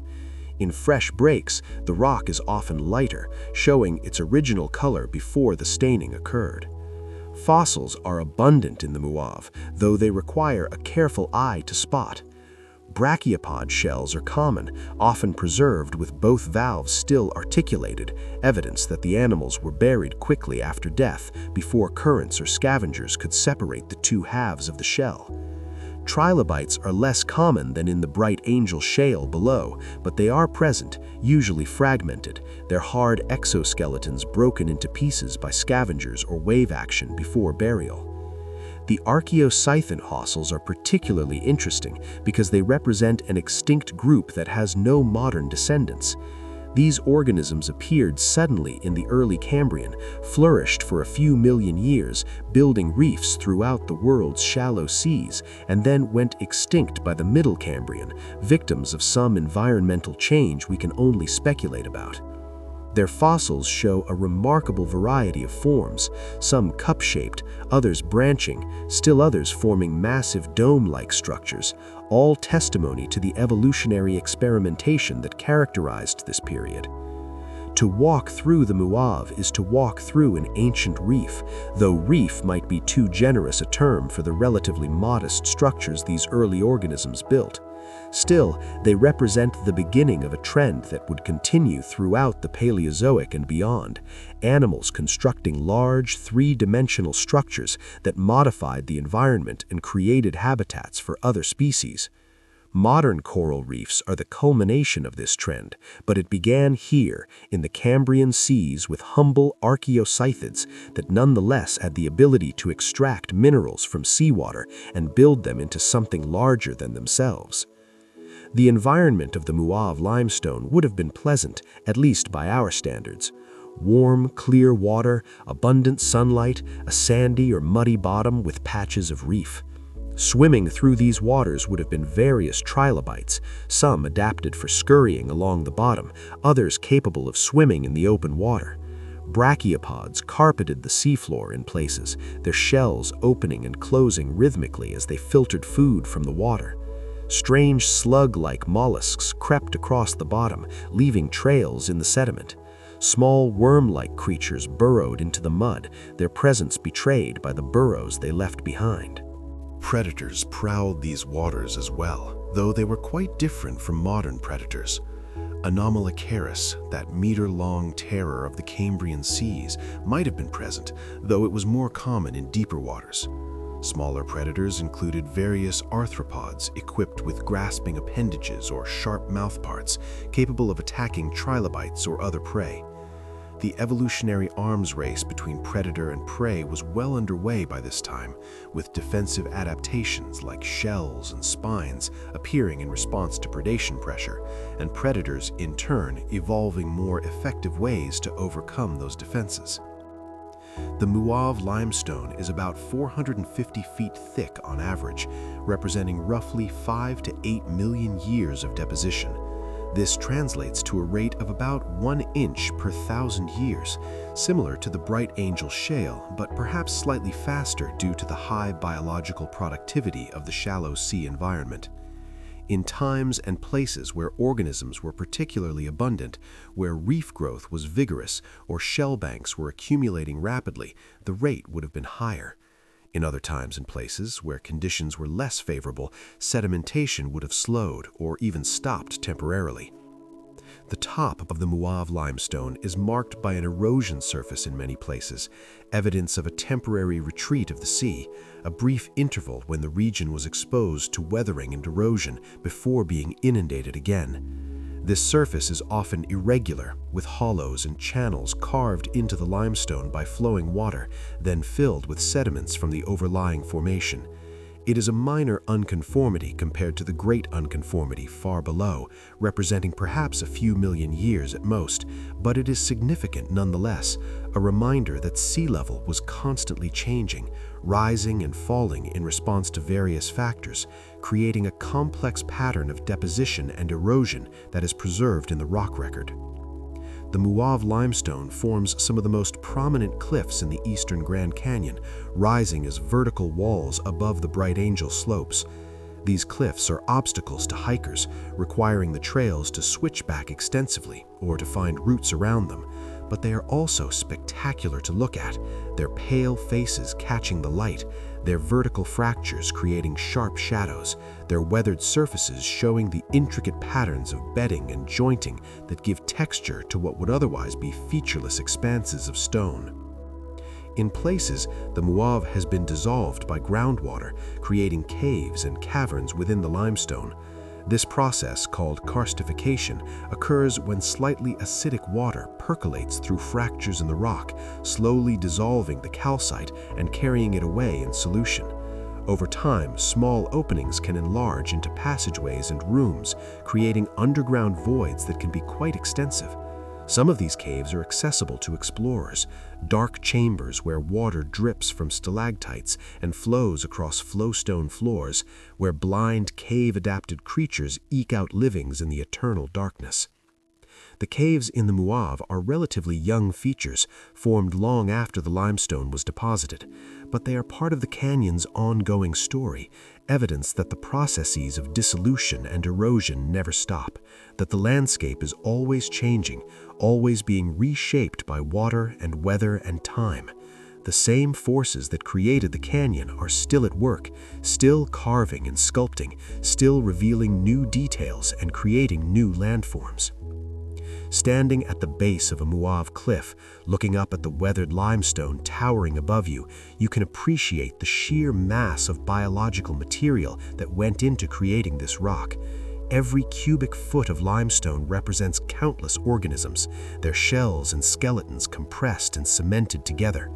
if you could somehow separate out all the individual shells, all the fragments of archaeocyathid skeleton, all the tiny crystals of biologically precipitated calcite, and reconstitute them into living organisms, you would have enough animals to populate a vast area of seafloor, an ecosystem teeming with life. This is what makes limestone so remarkable. It is not just rock, it is concentrated life, the physical manifestation of biological processes operating over millions of years. Every limestone cliff is a graveyard, but also a testament to the incredible productivity of ancient seas, to the ability of life to extract dissolved minerals from water and construct them into solid structures. Without life, there would be little limestone on Earth. The calcium carbonate would remain dissolved in the oceans or would precipitate only slowly under special conditions. It is life that drives the formation of limestone, that concentrates the carbon and calcium, that builds the reefs and shell banks that eventually become rock. The Muave limestone represents the high point of Cambrian deposition in the Grand Canyon region. After its formation, the seas began to retreat, sea level fell, and the region was exposed to erosion. This resulted in the unconformity at the top of the Muave, that erosion surface that marks a break in deposition.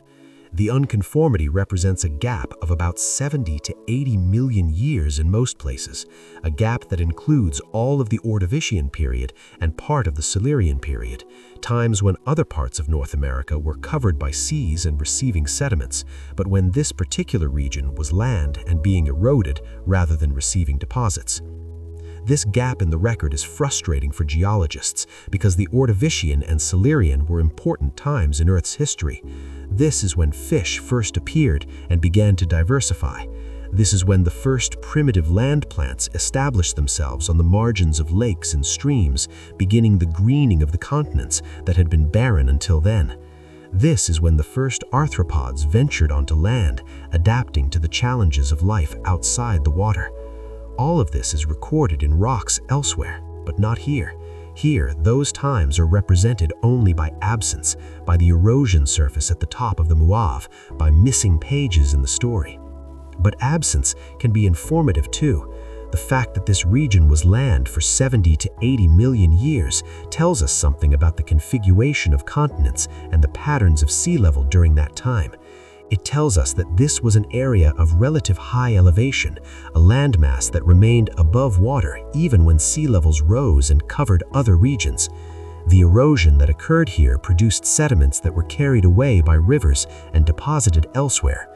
So, in a sense, the missing rocks from the Grand Canyon region might exist somewhere else, in Ordovician and Silurian formations in other parts of the continent, or even at the bottom of ancient ocean basins.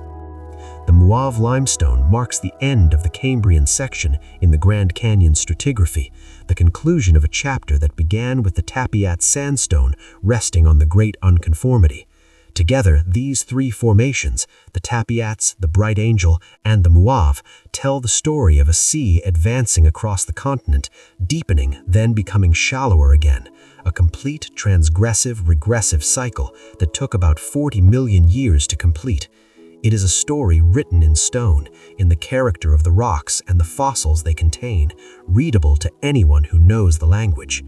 As you rest in the shade of a Muave outcrop, sheltering from the midday heat, you can see the entire Cambrian section spread out below you, the tan Tapiats cliffs, the green Bright Angel slopes, and beneath it all, the dark line of the Vishnu basement, that ancient foundation upon which everything else rests.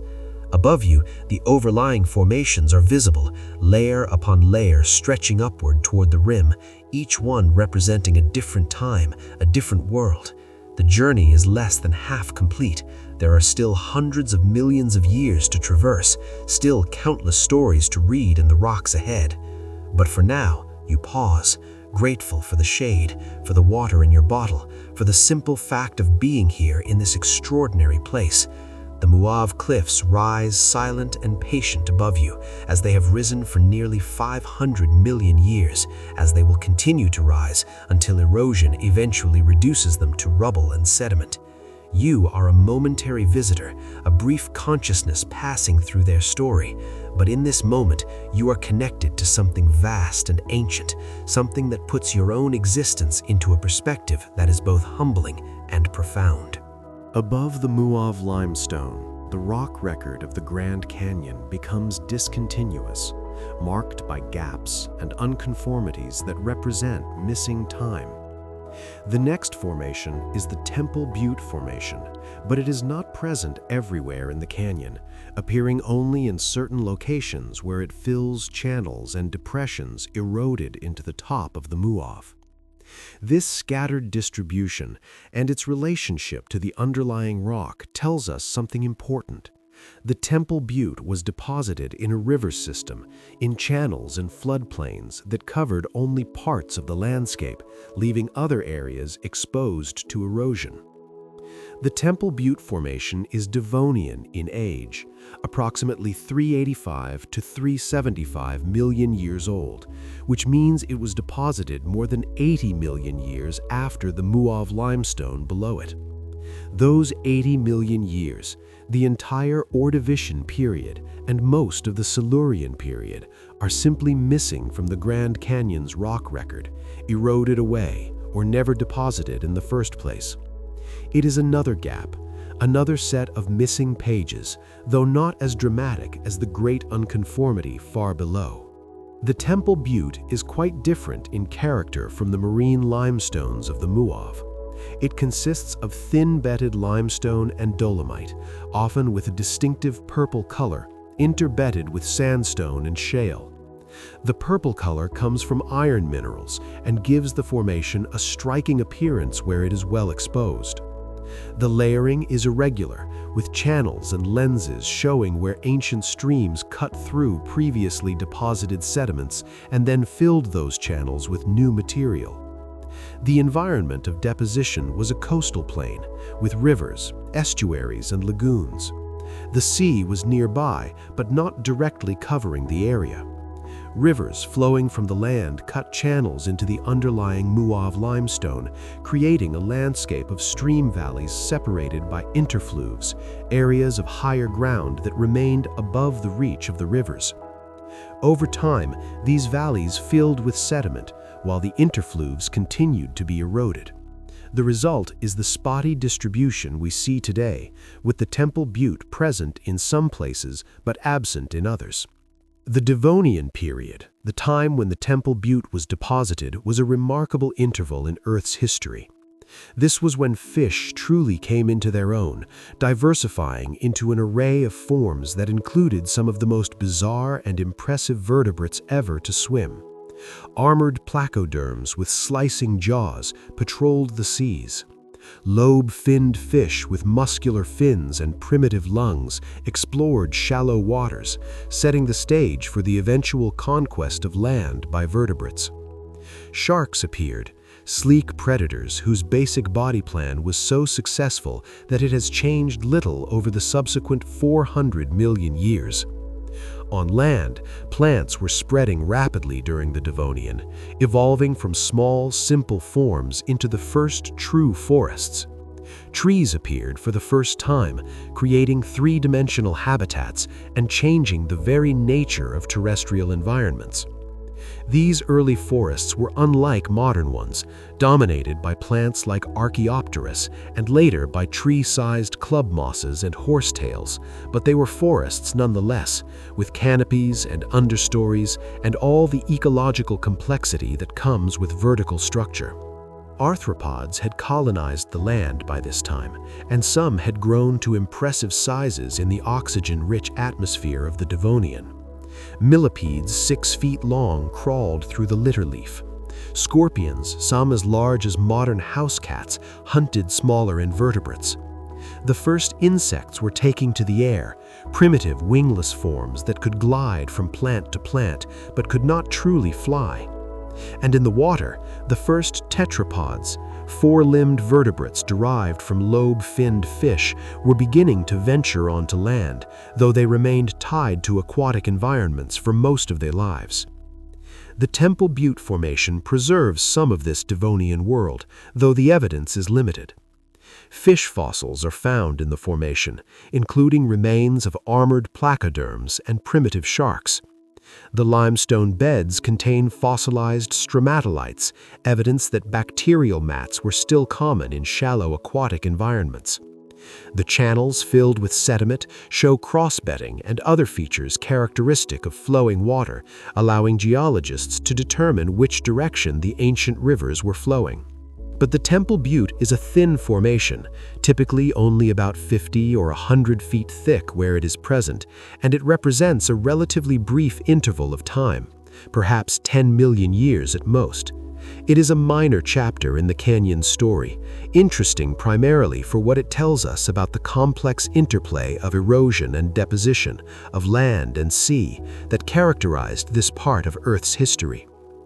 The top of the Temple Butte is marked by yet another unconformity, another erosion surface, this one representing about 10 to 20 million years of missing time.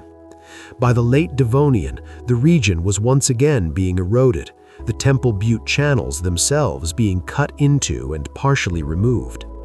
This pattern of deposition and erosion, of preservation and destruction, is typical of the rock record. More time is represented by unconformities, by gaps and absences, than by actual rock layers.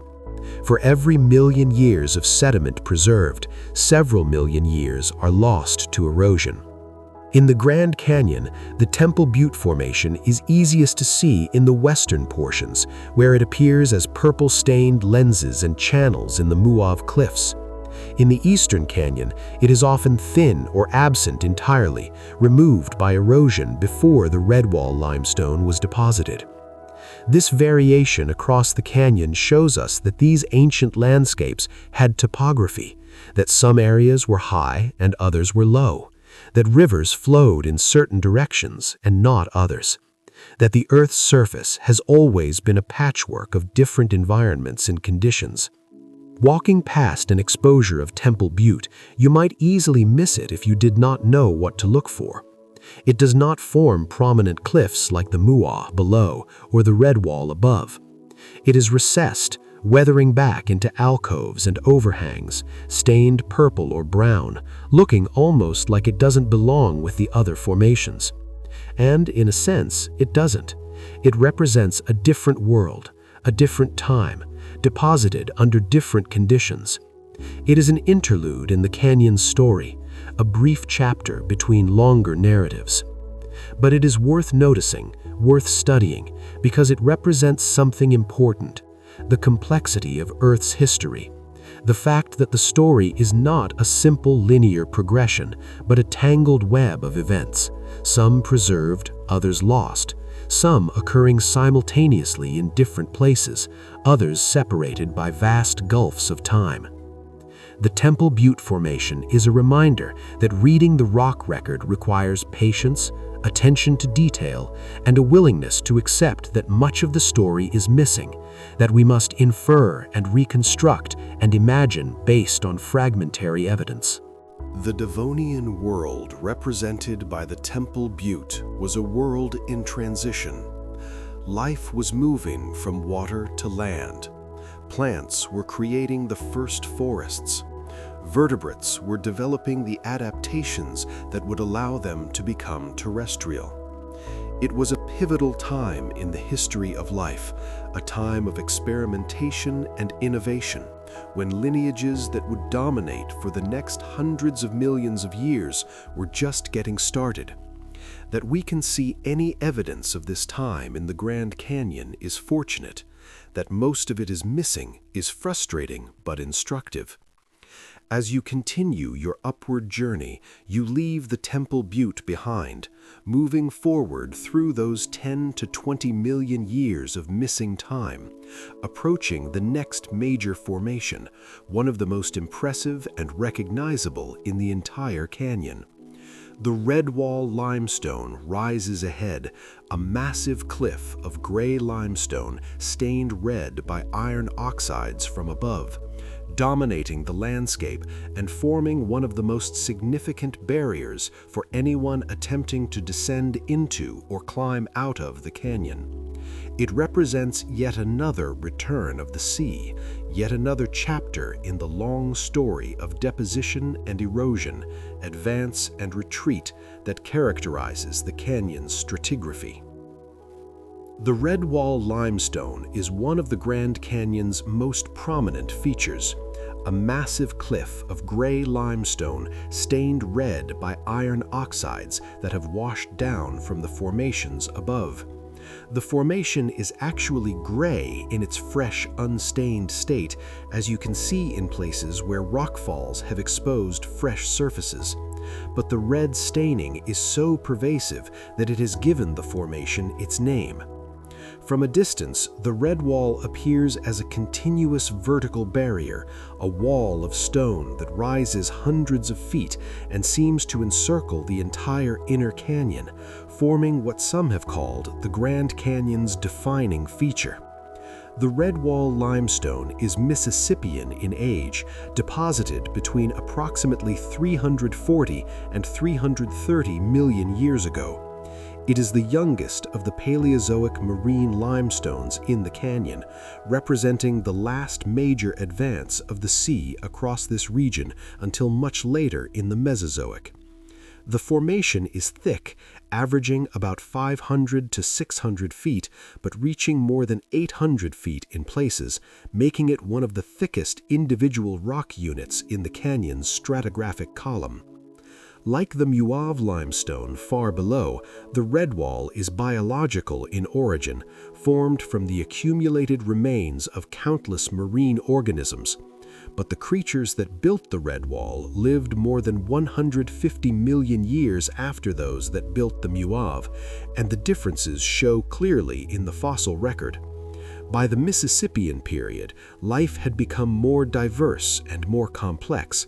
The simple archaeocyathids of the Cambrian had long been extinct, replaced by more sophisticated reef-building organisms, including true corals, which had appeared during the Ordovician and had become major components of marine ecosystems by the Mississippian.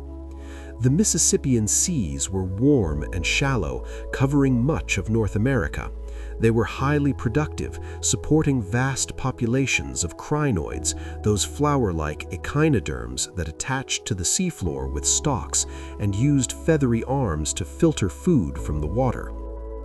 Crinoid remains are so abundant in some Mississippian limestones that they dominate the rock, creating what geologists call crinoidal limestone, essentially a rock made almost entirely of crinoid skeletal fragments.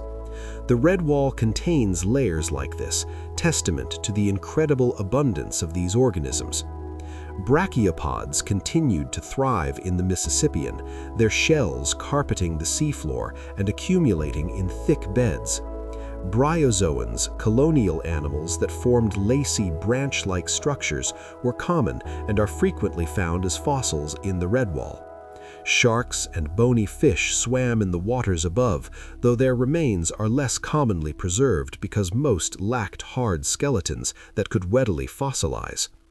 Ammonoids, those coiled shelled relatives of modern squid and octopus, appeared in the Devonian and had become diverse by the Mississippian, their shells occasionally found in the Red Wall. The environment in which the Red Wall was deposited varied from place to place and from time to time, but it was generally a carbonate platform, a broad, shallow sea with a bottom of carbonate sand and mud, dotted with patch reefs and shell banks. Water depths were probably typically less than 100 feet, shallow enough for light to penetrate to the bottom throughout much of the area. Storms periodically disturbed the seafloor, breaking up colonies of corals and bryozoans, winnowing the sediments and creating layers of shell hash that accumulated in storm deposits. The water was clear most of the time, allowing carbonate production to proceed efficiently. In clear, sunlit waters, photosynthetic organisms thrive, and many of the animals that build carbonate skeletons harbor photosynthetic algae within their tissues, a symbiotic relationship that enhances the animal's ability to extract calcium carbonate from seawater and build their skeletons. Modern coral reefs work this way, and the ancient reefs of the Mississippian probably did too. The redwall limestone is not uniform in texture. Some layers are dense and finely crystalline, formed from carbonate mud that was compacted and recrystallized during lithification. Other layers are coarser, made of recognizable fossil fragments, pieces of crinoid stem, fragments of brachiopod shell, pieces of coral colony. Still others show evidence of having been deposited by currents, with cross-bedding and other sedimentary structures indicating which direction water was flowing when the sediment was laid down. In places, the redwall contains chert nodules, hard, dense lumps of microcrystalline quartz that formed as groundwater circulated through the limestone after it was deposited. These nodules are often rounded or irregular in shape, and they weather out of the limestone as the surrounding carbonate dissolves, creating a rough, knobby surface on exposed cliff faces. The chert is harder than the limestone and resists erosion, sometimes forming small ledges or protrusions on otherwise vertical cliffs. The redwall forms vertical cliffs because limestone is relatively resistant to weathering in arid climates, and because the formation is so thick and massive. Fractures in the rock are widely spaced, and when blocks do break off, they tend to be large, creating fresh vertical faces rather than slopes. This cliff-forming tendency makes the redwall one of the most significant obstacles for hikers and animals trying to move between the rim and the river. In most places, the redwall can be descended only at certain locations where fractures or faults have created weaknesses that erosion has exploited to form passable routes. The most famous of these routes is the Slot Canyon through which the Bright Angel Trail descends, a narrow cleft in the redwall created by erosion along fault. The trail follows this natural passage, winding down through the vertical cliffs in a series of tight switchbacks, hemmed in on both sides by towering walls of stained limestone. It is a dramatic passage, one that gives hikers a visceral sense of the power of erosion and the immensity of the cliffs. Caves are common in the redwall, formed by the same dissolution processes that affect the Muav limestone below. Groundwater, made acidic by dissolved carbon dioxide, percolates through fractures in the rock, slowly dissolving the limestone and carrying it away in solution. Over time, small openings can enlarge into passages and chambers, creating extensive cave systems. Some of these caves have been explored and mapped, revealing underground rivers, flowstone formations, and other karst features typical of limestone caves. The caves are geologically young compared to the redwall itself, formed within the last few million years as groundwater levels changed and erosion lowered the canyon floor. But they are part of the ongoing story of the canyon's formation, evidence that the processes of erosion and dissolution continue, that the landscape is still being shaped and reshaped by water moving through rock. Some of the caves have openings visible from the trails, dark windows in the cliff faces that hint at the hidden spaces within. The fossils in the redwall tell stories of individual lives lived 340 million years ago. A brachiopod shell, both valves still articulated, suggests that the animal died and was buried before scavengers or currents could separate the two halves. A section of crinoid stem, the circular segments still stacked neatly, indicates that the animal's soft tissues held the skeleton together long enough for burial, after which decay proceeded slowly enough that the segments remained in place until they were cemented together by calcite. A coral colony, still showing the individual cups where polyps once lived, preserves the architecture of a miniature reef that provided habitat for countless other organisms. These fossils are not rare in the redwall. In fact, the limestone is so full of fossils in places that it is difficult to find rock that does not contain some trace of ancient life. Every surface reveals fragments of shells, bits of stem, pieces of colony. It is as if the rock is trying to tell you, urgently, insistently, that this was not always stone, that it was once alive, that these cliffs represent the accumulated remains of countless generations of organisms living and dying in a warm Mississippian sea. The abundance of life in the Mississippian seas was in part due to the climate of the time, which was generally warm and equitable. There were no permanent ice caps, and even the polar regions enjoyed mild temperatures. Ocean circulation was vigorous, preventing stagnation and ensuring that nutrients were distributed widely. The shallow seas that covered the continents were ideal habitats for carbonate-producing organisms, and these creatures took full advantage of the favorable conditions. But the Mississippian was also a time of change. The supercontinent, Pangaea, was beginning to assemble as smaller continents collided and merged. These collisions created mountain ranges, changed patterns of ocean circulation, and affected global climate.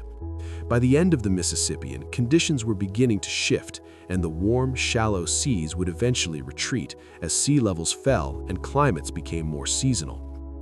The top of the Redwall limestone is marked by an erosion surface, evidence of this retreat. The sea level fell, exposing the Redwall to weathering and erosion for a period of time before the next formation was deposited. This unconformity represents perhaps 5 to 10 million years, a relatively brief gap compared to some of the others in the canyon, but significant nonetheless. During this time, the exposed limestone was attacked by rain and groundwater, creating a karst landscape of sinkholes and solution channels, similar to what you might see in modern limestone regions like Kentucky or the Yucatan. When the sea returned in the Pennsylvanian period, it deposited sediments that filled these sinkholes and channels, creating an irregular contact between the Redwall and the Supai group. In some places, you can see where the younger sediments have slumped into voids in the Redwall, evidence of the karst topography that existed during the gap in deposition. This irregular contact is one of the features that makes the boundary between the Redwall and the Supai group recognizable even from a distance. Standing at the top of the Redwall cliffs, having climbed through hundreds of feet of vertical limestone, you can look back down at the formations below. The purple Temple Butte, where it is visible, the gray Muav cliffs, the green Bright Angel slopes, the tan Tapiot's ledges, and far below, barely visible, the dark line of the Vishnu basement at the canyon bottom. You have ascended through nearly 1.5 billion years of Earth history, from the Precambrian basement rocks to the Mississippian limestone on which you now stand. It has been a journey through time, each step carrying you forward through thousands or tens of thousands of years, each layer revealing a different chapter in the long story of this place. Above you, more layers await, formations that will carry you through the rest of the Paleozoic and toward the rim. The Supai group rises in stepped cliffs and slopes, red layers representing yet another shift in environment. Beyond that, the Hermit Shale, the Coconino Sandstone, and the rim-capping Kaibab Formation, each one adding to the narrative, each one revealing more about the Earth's past. The journey is more than half complete, but there are still significant chapters to read, still important stories to hear. The Redwall limestone asks patience of those who would pass it. Its cliffs are formidable, its routes few, but it also offers rewards, spectacular views, abundant fossils, caves to explore, and the satisfaction of standing on rock that represents one of the most productive marine environments of the Paleozoic era. It is a monument to life, to the ability of organisms to extract dissolved minerals from water and construct them into solid structures, to the cumulative power of millions of generations building on the work of their ancestors. As you rest in whatever shade you can find, perhaps in the shadow of the cliff itself, cast by the late afternoon sun, you can run your hand over the limestone and feel the texture of fossilized life, the rough surface created by weathering that has preferentially removed some components while leaving others behind. The rock is warm to the touch, having absorbed the sun's heat all day, and it radiates that heat back into the air, creating updrafts that you can feel against your face. The canyon is a heat trap in summer, and the red wall, with its dark staining and massive bulk, is one of the primary absorbers and radiators of that heat. But the discomfort is temporary, a minor inconvenience in the context of what you are experiencing.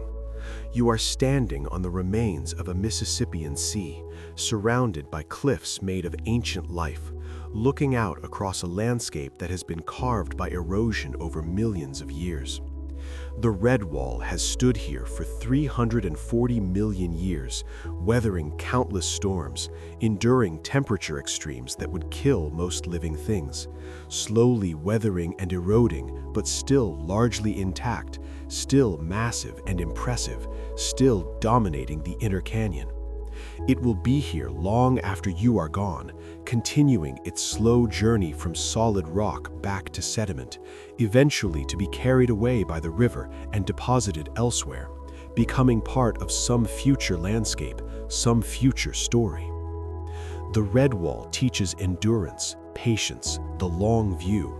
It shows us that impressive structures can be built slowly, grain by grain, organism by organism, over time periods that seem impossibly long from our human perspective. It demonstrates that what seems solid and permanent is actually transient, just taking longer to change than we have time to observe.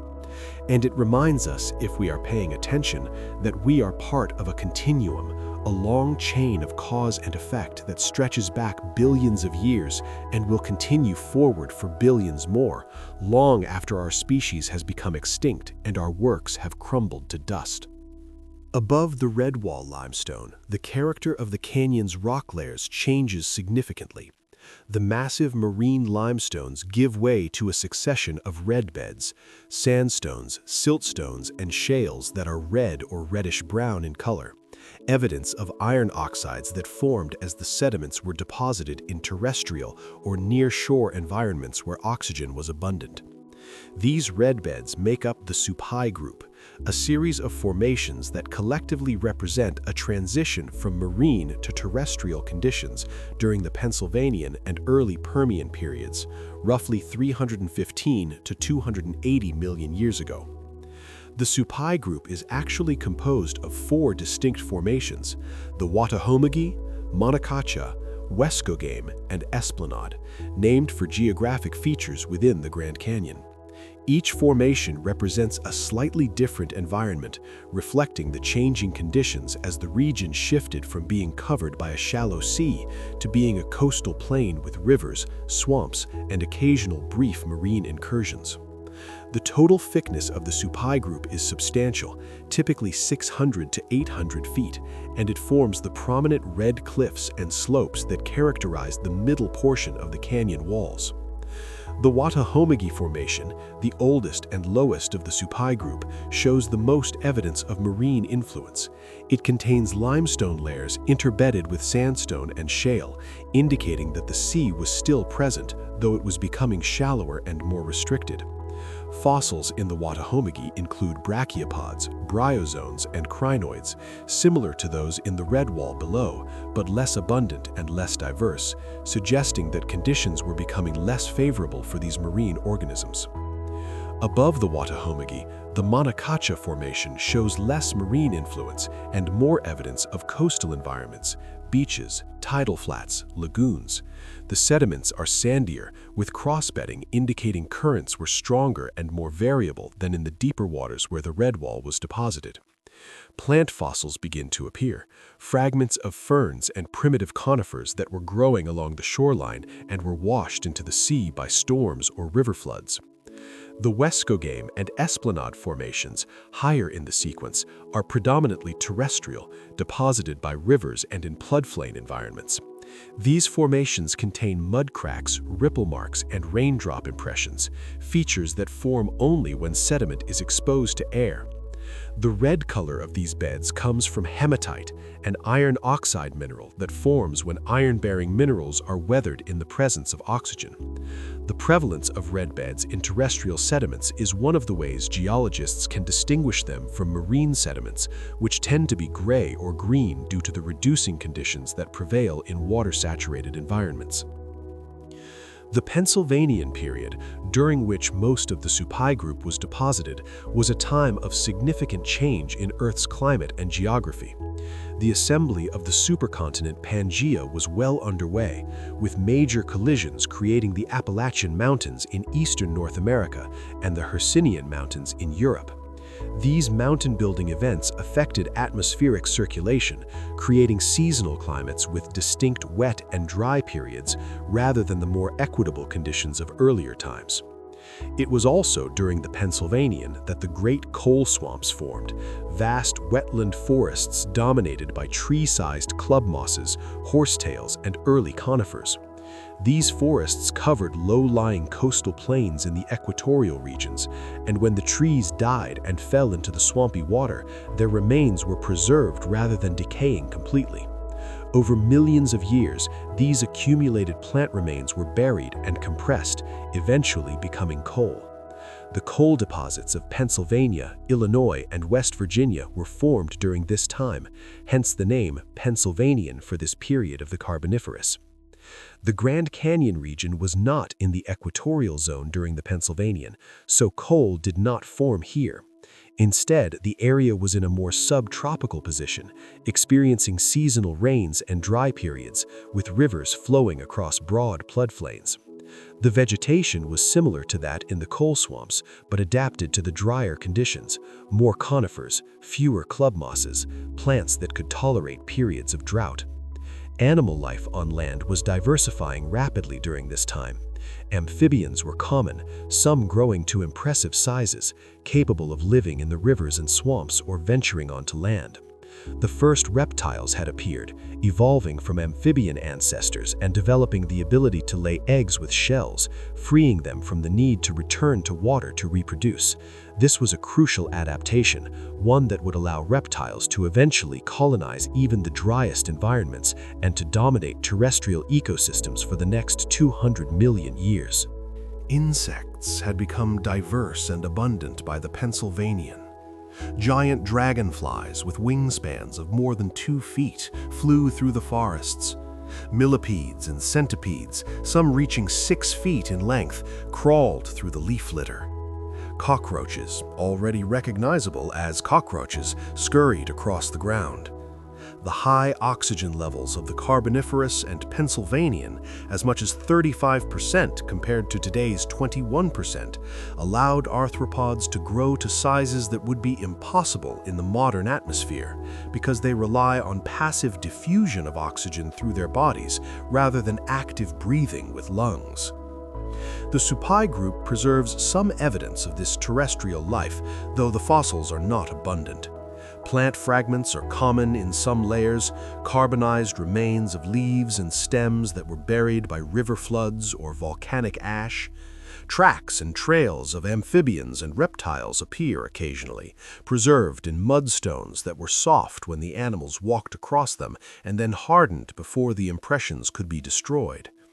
These trace fossils are often more informative than body fossils because they show behavior, how the animals moved, how they held their bodies, whether they walked or crawled or dragged their tails. One of the most interesting features of the Supai group is the evidence it provides of climate variability. Some layers show features typical of wet conditions, thick vegetation, evidence of flowing water, mudstones that accumulated in standing water. Other layers show features typical of dry conditions, mud cracks indicating drought, sand dunes that formed when vegetation was sparse and wind could move sediment easily, red oxidized soils indicating exposure to air and oxygen.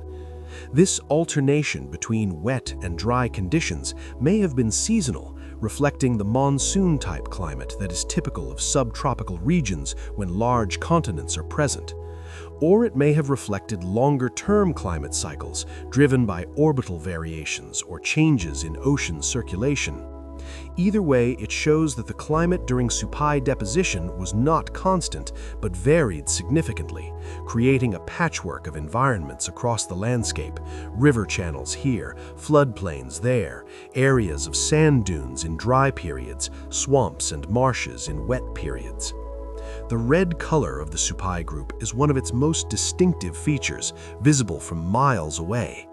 The iron oxides that create this color formed as the sediments were exposed to air, iron being one of the most common elements in Earth's crust and one of the most reactive when oxygen is present.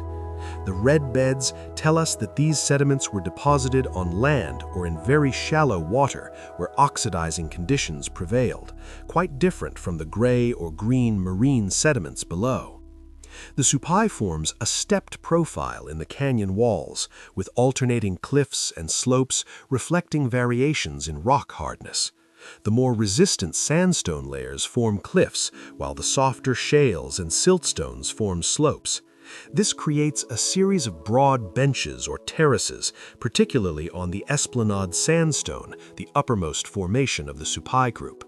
The Esplanade Sandstone forms an extensive platform in many parts of the canyon, a broad, flat area that can be walked across relatively easily compared to the steep slopes and vertical cliffs above and below.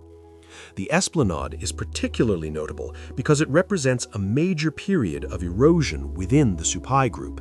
The top of the Esplanade is an unconformity, a surface that was exposed to weathering for perhaps 1,000,000 years or more before the next formation was deposited. This erosion surface is often marked by channels and valleys cut into the Esplanade, later filled by sediments of the overlying Hermit Shale.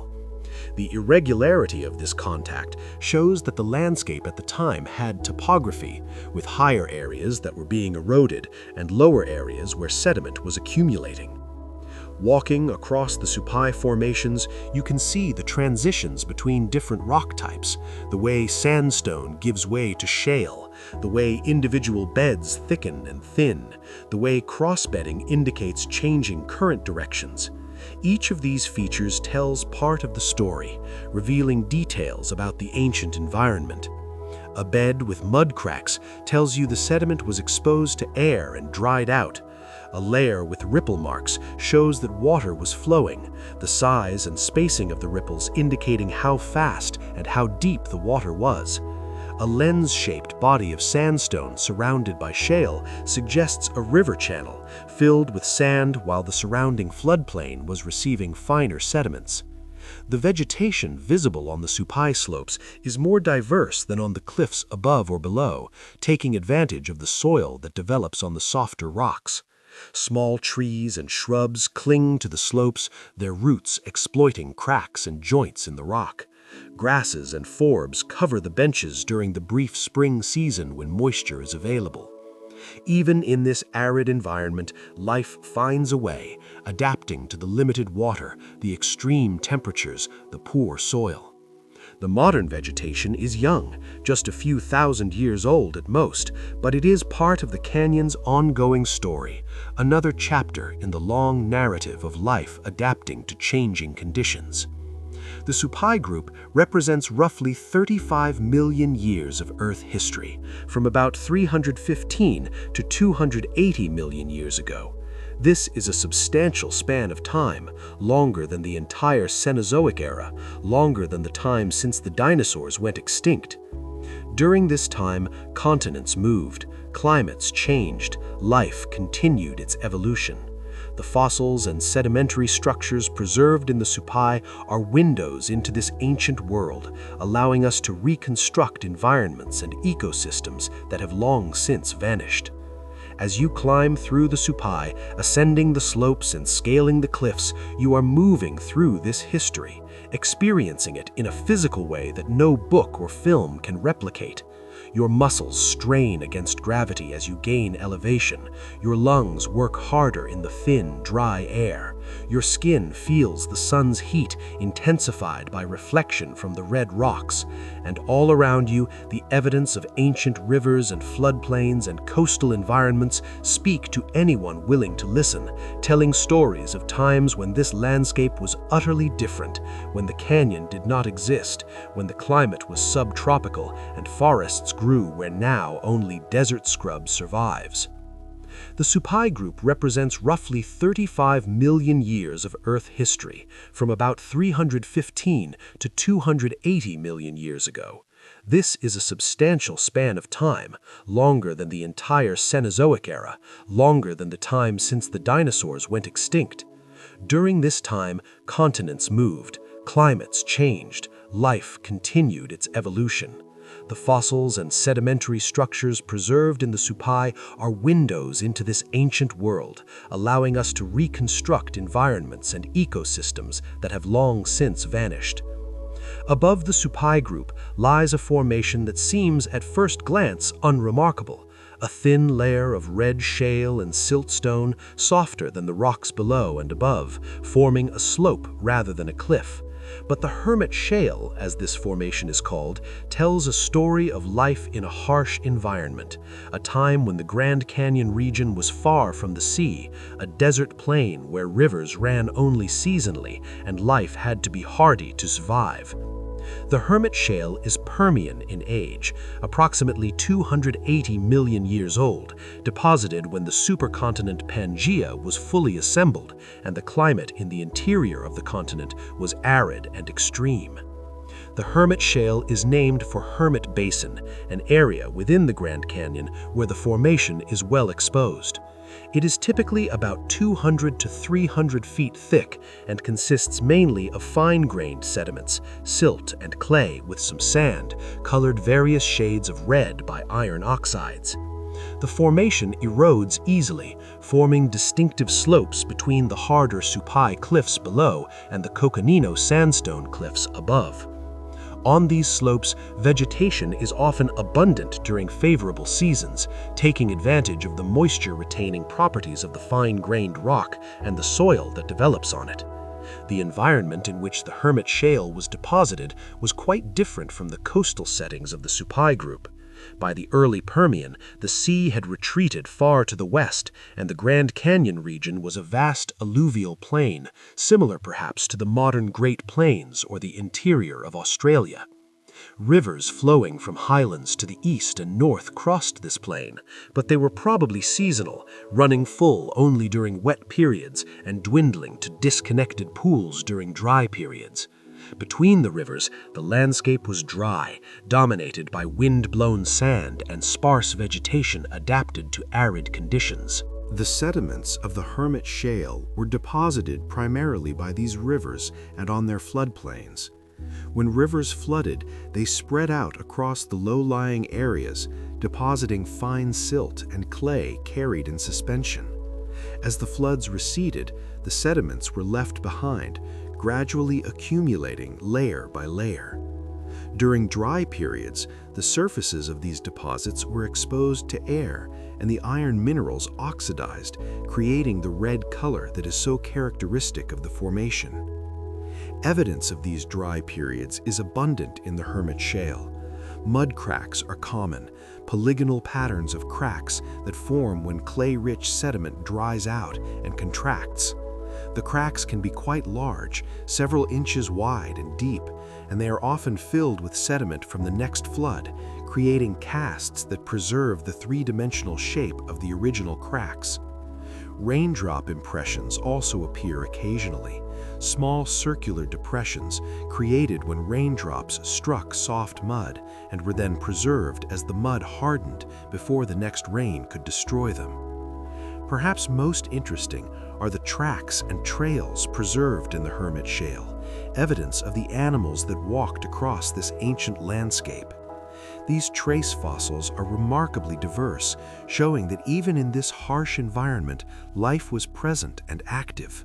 Some tracks clearly belong to amphibians, four-toed prints left by salamander-like creatures that probably lived in or near the seasonal rivers and ponds. Other tracks belong to reptiles, animals that were better adapted to arid conditions and could range farther from water sources. The most common tracks in the Hermit Shale are those of small reptiles, probably early relatives of lizards or mammal-like reptiles, creatures that scurried across the mudflats in search of insects or other small prey.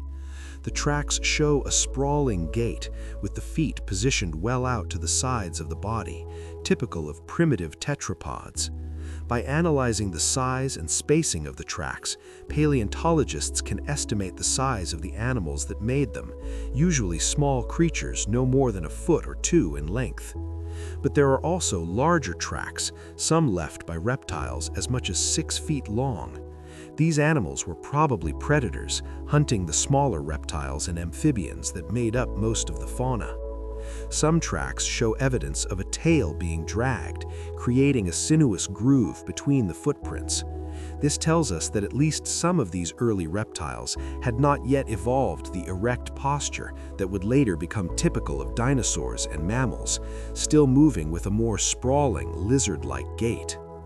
Insect fossils are rare in the Hermit Shale, but they do occur, usually as fragments of wings or exoskeletons. Dragonflies, cockroaches, and beetles were all present, adapted to the dry conditions in various ways. Some probably spent much of their lives underground, emerging only briefly to mate and lay eggs. Others might have been associated with the seasonal water bodies, their larvae aquatic or semi-aquatic, even if the adults were terrestrial. Plant fossils are more common, though still not abundant. Fragments of ferns, horsetails, and early conifers appear throughout the formation, carbonized impressions of leaves and stems that show these plants were growing on the floodplains and perhaps along the river channels. The plants were adapted to the dry conditions, probably shedding their leaves during the driest periods to conserve water, growing actively only when moisture was available. This is similar to the strategies used by modern desert plants, evidence that the basic adaptations to arid environments evolved early in the history of land plants. The Permian period was a time of major changes in both climate and life. The assembly of Pangaea had created a supercontinent that stretched from pole to pole, with a vast interior far from any ocean. This interior was extremely arid, receiving little rainfall because the moisture-bearing winds from the oceans could not penetrate so far inland. The result was a series of environments ranging from semi-arid to true desert, punctuated by seasonal rivers and lakes that provided the only reliable sources of water. Life adapted to these conditions in remarkable ways. Reptiles diversified rapidly during the Permian, evolving into many forms, including the synapsids or mammal-like reptiles, which would eventually give rise to mammals in the Mesozoic. These synapsids dominated many terrestrial ecosystems by the Middle and Late Permian, with herbivorous forms grazing on the sparse vegetation and carnivorous forms preying on the herbivorous. Some grew to impressive sizes, with species like Dimetrodon reaching 10 feet in length. Amphibians declined during the Permian, unable to compete with reptiles in the increasingly arid environments. Those that survived were mostly aquatic or semi-aquatic, restricted to areas where water was still available year-round. The Great Age of Amphibians, which had characterized the Carboniferous period, was over, replaced by the Age of Reptiles that would dominate for the next 250 years. The plants, too, were changing. The club mosses and horsetails that had dominated the coal swamps were declining, unable to adapt to the drier conditions. Conifers were becoming more common, their needle-like leaves and thick bark helping them conserve water. Ginkgos and cycads appeared, plants with tough, waxy leaves that could survive long dry periods. The forests were becoming more open, more like modern savannas than the dense swamps of earlier times. The Hermit Shale captures this transitional world, preserving evidence of life adapting to increasingly arid conditions. The tracks show animals moving across mudflats, following rivers, or seeking shelter from the harsh sun. The plant fossils show vegetation clinging to areas where water was available, perhaps in riparian zones along seasonal streams. The mud cracks and raindrop impressions show the seasonality of precipitation, the long dry periods punctuated by brief, intense rainstorms. There is something poignant about these traces of ancient life, these footprints left by creatures that struggled to survive in a difficult environment. Each track represents an individual animal, one that woke up on a particular morning 280 million years ago, walked across a patch of wet mud, left its mark, and then moved on, probably never to return to that exact spot. The animal is gone, its body long since decayed, and its atoms recycled through countless other organisms, but its footprints remain, preserved in stone, a testament to the fact that it once existed, once moved through this landscape, once lived. The hermit shale forms a distinct band of color in the canyon walls, the darker red of its weathered slopes contrasting with the lighter tan of the Coconino sandstone above. This color difference is visible from many viewpoints on the rim, making it easy to identify the hermit even from a distance. The formation is not as impressive as some of the others, not as thick as the red wall or as prominent as the Coconino, but it has its own quiet significance as a record of life in harsh times, of adaptation and persistence in the face of difficult conditions. As you traverse the hermit slopes, you can find fragments of the rock that contain trace fossils or plant remains. These fragments are small treasures, windows into a world that was vastly different from the one we know. The tracks, in particular, have an immediacy that other fossils lack. Body fossils are remains, the hard parts left behind after death, but tracks are records of behavior, of movement, of life as it was lived. They bring the past alive in a way that few other fossils can, allowing us to imagine the animal walking, to picture its movements, to connect with it across the immense gulf of time. The top of the hermit shale is marked by a sharp contact with the overlying Coconino sandstone, one of the most distinct boundaries in the entire canyon. Below is red mudstone eroding into slopes. Above is white sandstone forming vertical cliffs. The contrast could hardly be more dramatic, and it represents a major change in the hermit shale forms a distinct band of color in the canyon walls, the darker red of its weathered slopes contrasting with the lighter tan of the Coconino sandstone above. This color difference is visible from many viewpoints on the rim, making it easy to identify the hermit even from a distance. The formation is not as impressive as some of the others, not as thick as the red wall or as prominent as the Coconino, but it has its own quiet significance as a record of life in harsh times, of adaptation and persistence in the face of difficult conditions. As you traverse the hermit slopes, you can find fragments of the rock that contain trace fossils or plant remains. These fragments are small treasures, windows into a world that was vastly different from the one we know. The tracks, in particular, have an immediacy that other fossils lack. Body fossils are remains, the hard parts left behind after death, but tracks are records of behavior, of movement, of life as it was lived.